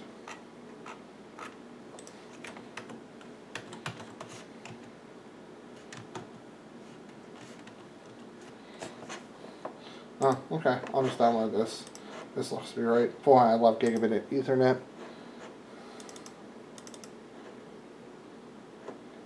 Setup. Come on. But that's kind of where I'm getting at. People just don't know how to properly take from the budget in different areas. You know, there are a lot of areas that you can downgrade from. Going from a 2600X to a 2600, you know, you have a good chance of winning on the silicon lottery, getting a chip that overclocks pretty well if you're into that. You know, getting a MSI B450 Tomahawk board, $100 board, a little expensive for B450 frames. Can put out a lot of clean power, way better than just about any other board in that category. ASRock actually is pretty well as well. Gigabyte and ASUS did horrible on their B450 boards, believe it or not. But anyway, you know, so yeah, some things there. This is really getting on my nerves, by the way. It's like blinking. Can we get somewhere with this? Okay. No. So I'm actually going to do a full shutdown. The reason why is I want to move something here and I want to plug in the other hard drive.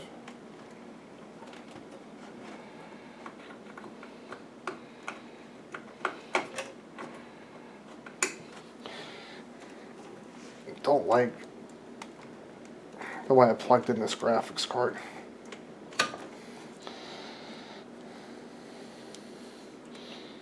I'm going to use the other one here. I'm curious how good this Kohler is. So I know for the whatchamacallit, the RX 590 didn't do particularly well. Oh, okay. Okay. So the other hard drive plugged in here. I will say this. It does move a fair bit of air in the front. I will mess with the fan curves in a little bit. I think I might just send them to 100%. Interesting that we don't have the video driver this time.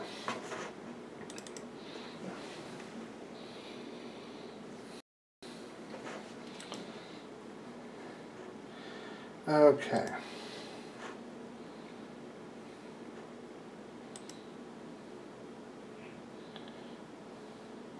Sweet. Everything is synced. So I'm going to show you guys this here. And this is what I was going for. The board. This should be as well. It's hard to tell.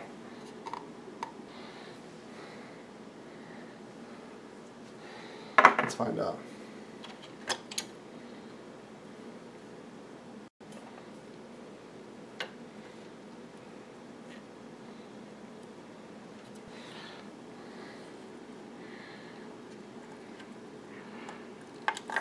So this is going to involve me hurting my hand.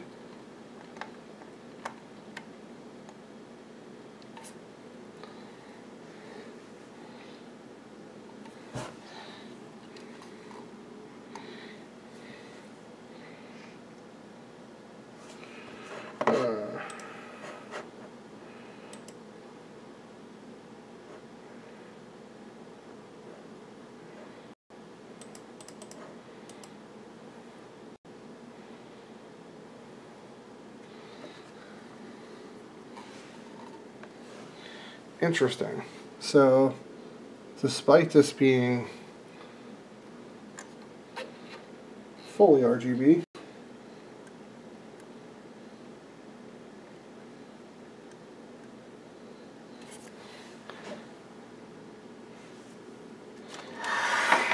ah, cool. The front piece is doing it too.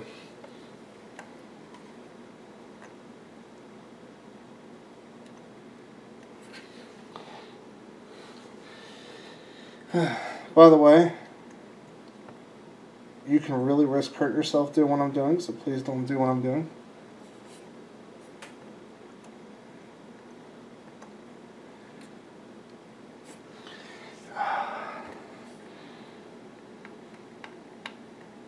Oh, so I'm getting somewhere.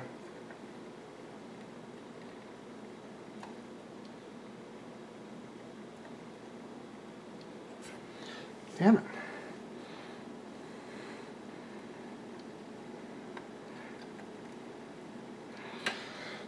Okay, so this is what we're going to do. We're going to shut this down. We're going to get her plugged in because I do not want to hurt myself.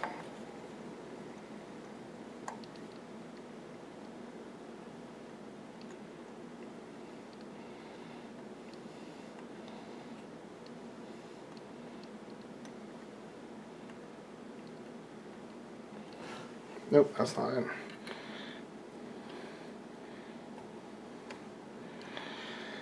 Where is my phone? Ugh. It's the one downside with RGB. These connectors are so finicky. You have to be careful because you can bend them very easily too. I'm actually convinced I may have already done that.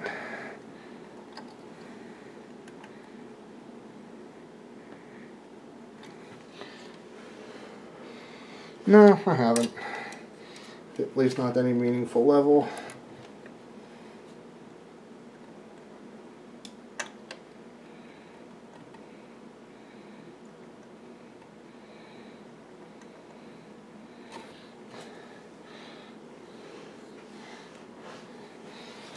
Nope, that's not in.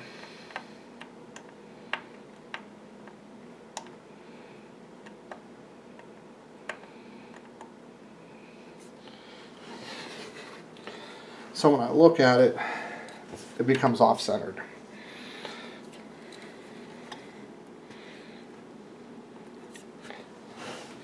So that one also is off-centered.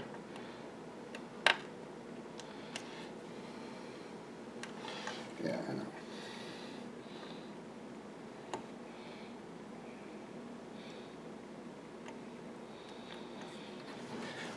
Why don't you want to go in?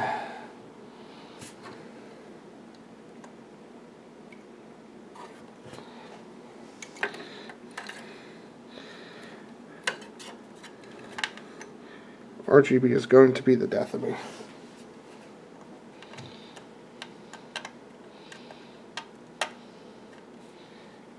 I think that's it. Yes! God. Oh, man, that's a pain in the butt. But we are now fully RGB compliant. Kind of a joke in my industry being compliant with something like GDPR, HIPAA. Darn it. Didn't actually hurt my finger, just whenever your finger does touch it, you like jump like, ooh, whoops. So,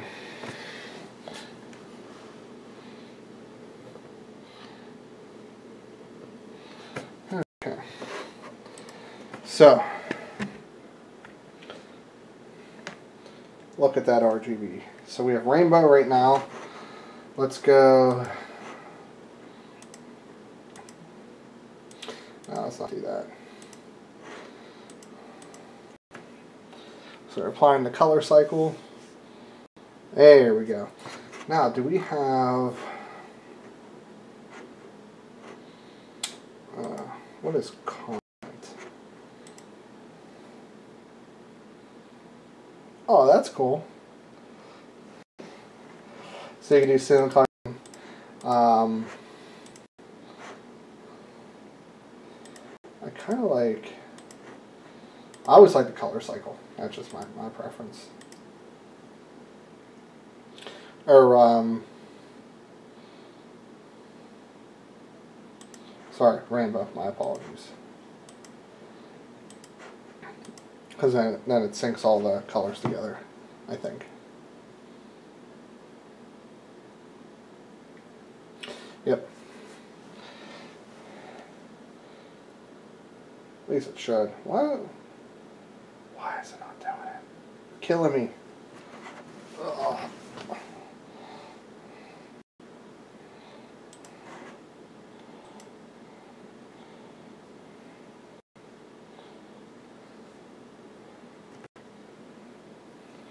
Why is the board is over here keeps getting off pace here? It's bothering me.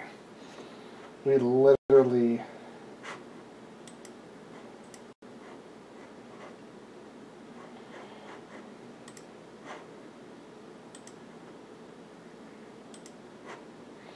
I'm confused on what that does.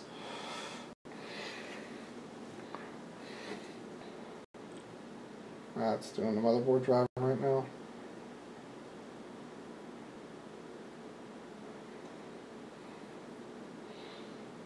There it is. Okay.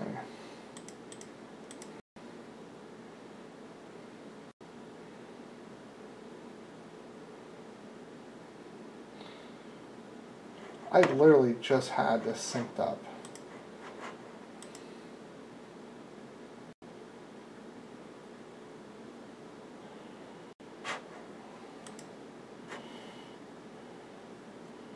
Calibrate.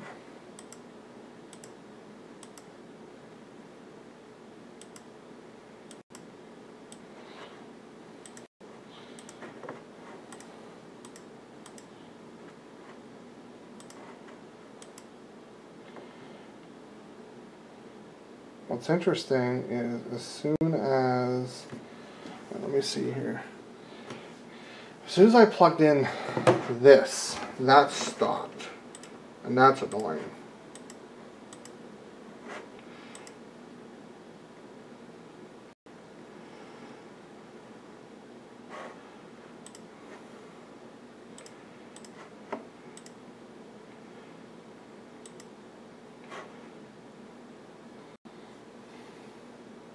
And I don't know why, like we have,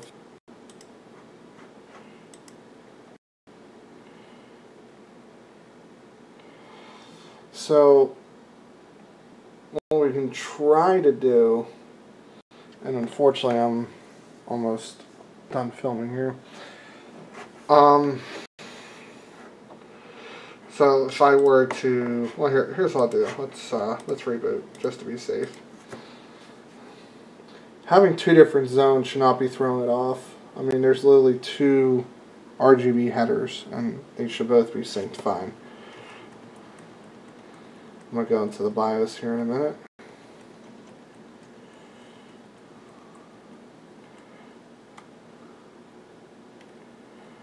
Don't think there's anything in.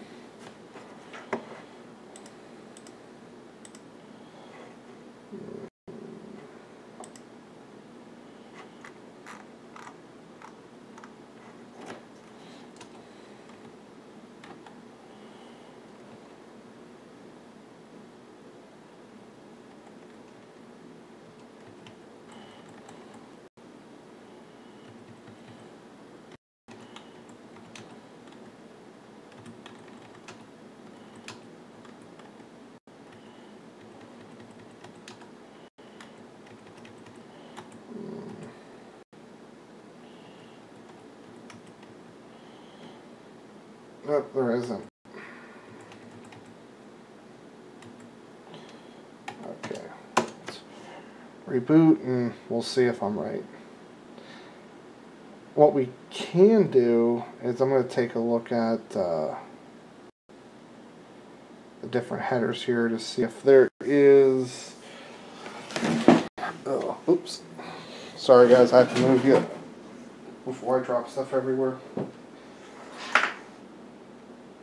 Looking at what's left here, and the problem is, actually, you know what? I might have the answer. Yes, I do have the answer. Okay. So, the CPU cooler came with a bunch of these, and they have double-sided teeth. Bag of double-sided teeth there, so I'm going to go get those. Okay. So this is actually quite simple. Is we're going to get two of these. In here. Now, again, I'm going to preface this with, you should not be doing what I'm doing with the computer on. It's a really bad idea. Now, I'm doing it because I'm impatient and I like to fix problems. But if you're not careful, you can hurt yourself, potentially even die.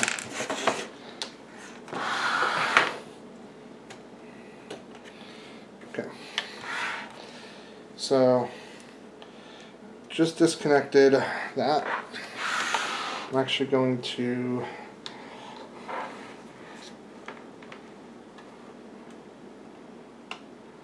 plug this in if possible.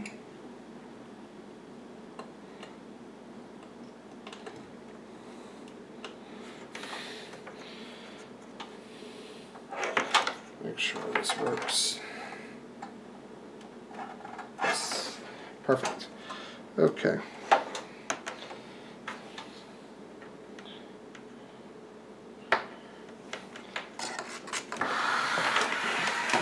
I'm going to remove the side panel real quick.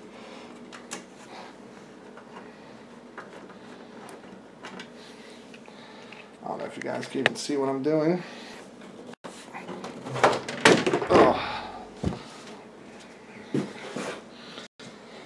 Okay, so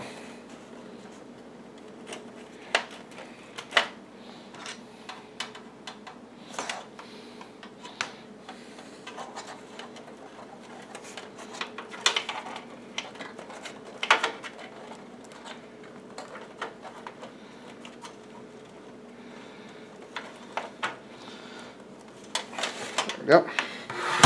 Okay.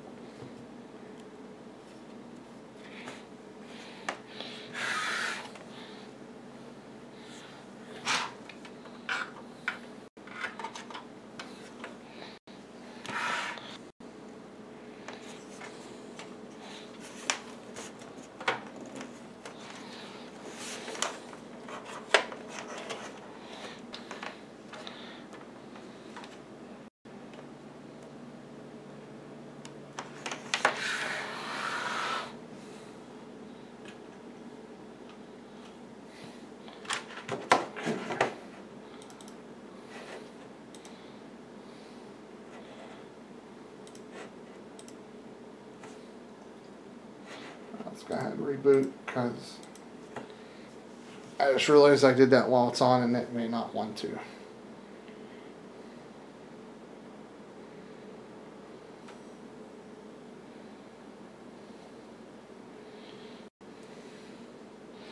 Oh Jesus, my battery's almost dead.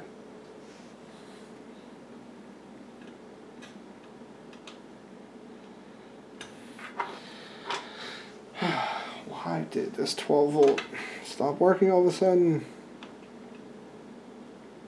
This is probably why you do this stuff while the computer's off.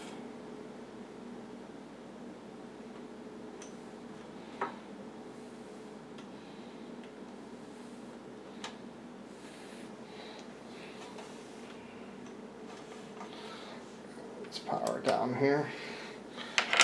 Go into shutdown mode.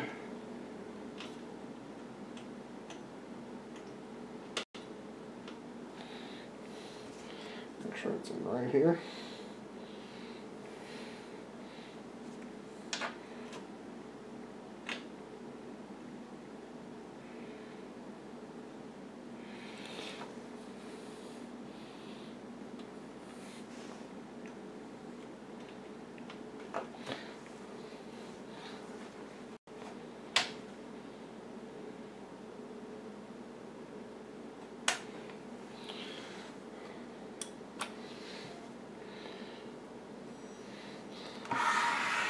So the question is, did I overload it? That's definitely a possibility. Also could be I broke the sequence here as well.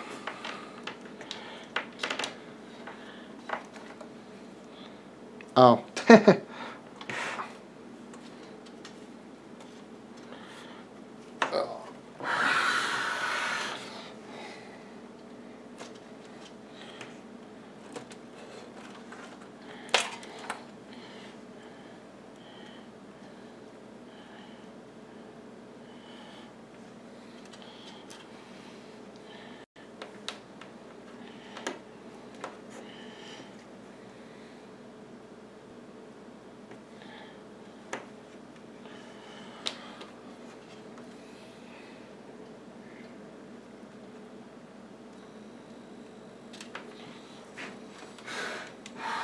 Okay, pumps on. There we go. Nope, I just had them completely. I had them plugged into each other. Fail, fail, fail. So, let's see if my theory is right that I should have better chance of controlling everything with.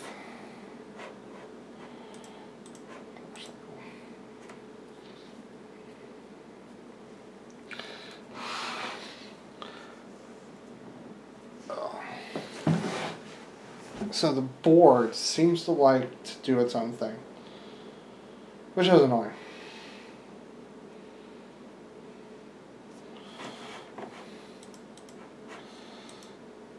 Not entirely sure, but it does like to do its own thing apparently. I actually think Aura Sync's just broken personally.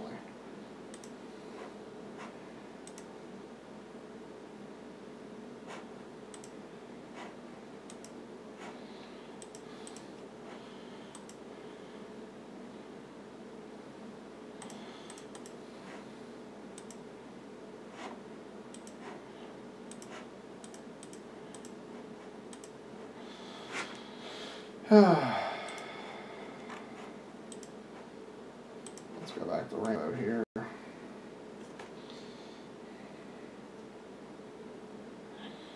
So what I am ultimately curious about here is if I am overloading it too much on one circuit.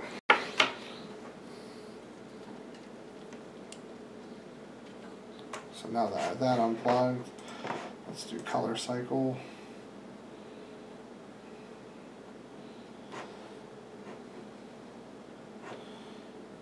No, simply this software really stinks.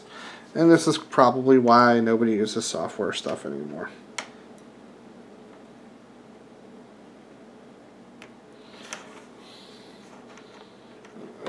not what I want to do. Stupid me. Okay. Hopefully I get it figured out before I sell it, because that will definitely be a key selling feature of being able to change colors. And OraSync just did not want to work today. I'm not entirely sure why.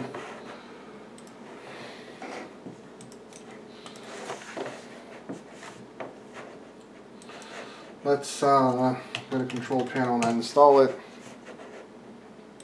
See if that has any effect.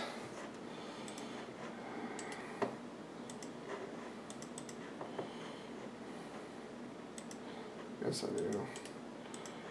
Come on. Finish. No, I'll restart my computer later. Install that. Uninstall. Success. Install. Close. Okay. Download.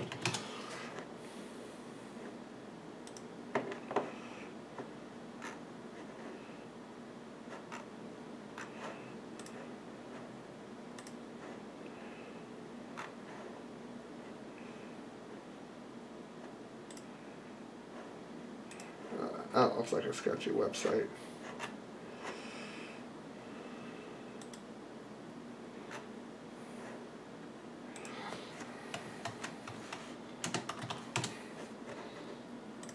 Let's try to download this one more time.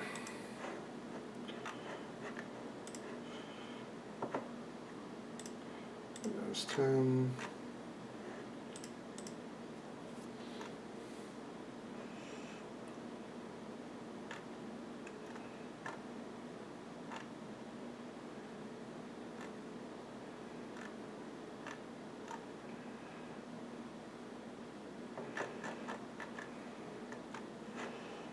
Let's go back one.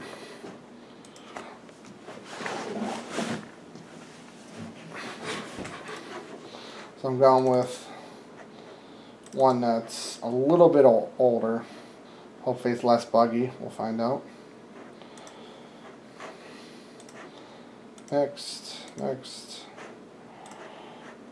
Close all, yes. 12 minutes.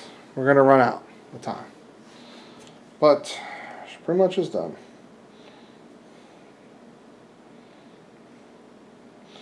Why is it that anytime like somebody's in the job market, nobody's interested, but as soon as they have a job, they want to hire them?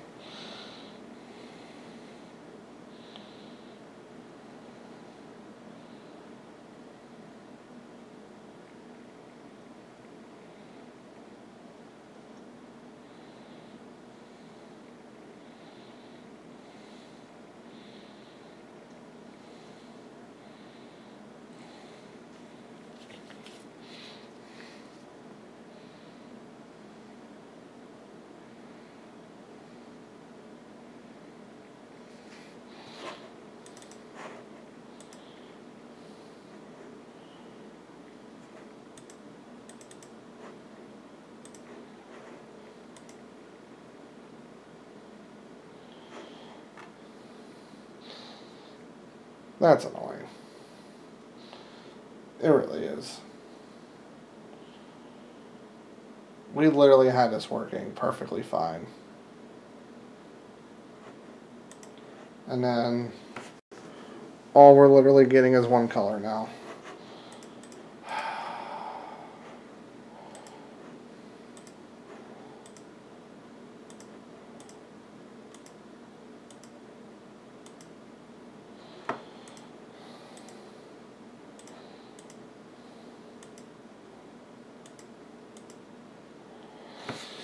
So here's a $1 million question. Let's unplug this. Let's see how much room this has before I run out of battery here.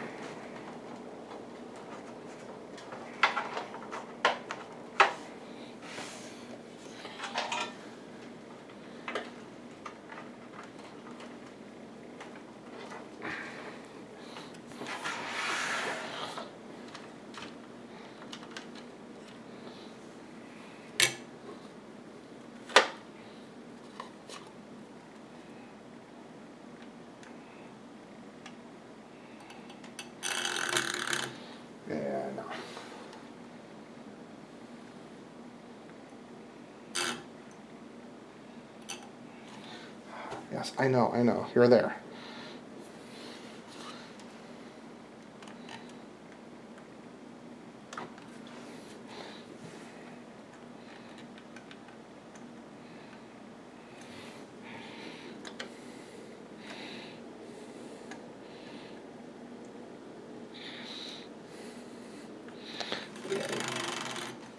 Gosh.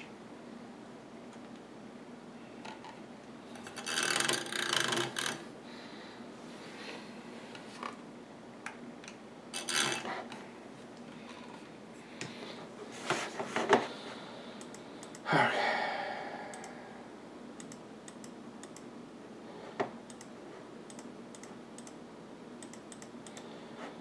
So basically these ones have shades of white now. So here's the question. Bring this back through.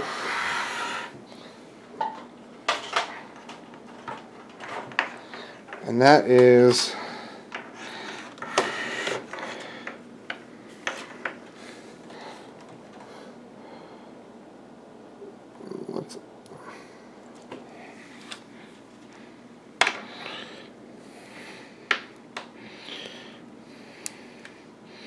just plug this back in.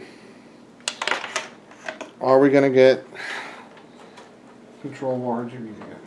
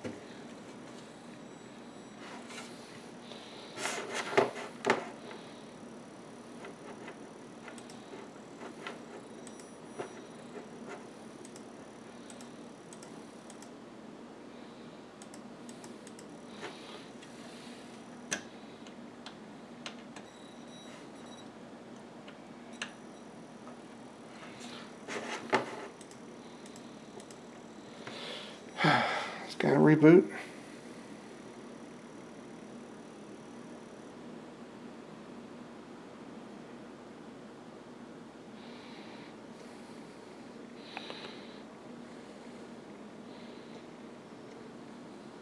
So now all of the RGB is off.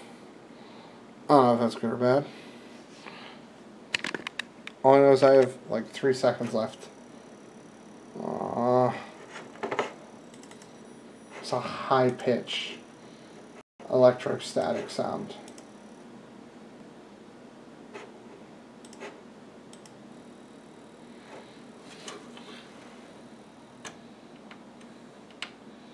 So I'm going to go ahead and sign off from here, guys, only because my battery's at 1%, 1 minute. So then, as always, this is Steve from PC Budget Solutions, and I'll see you later on down the road.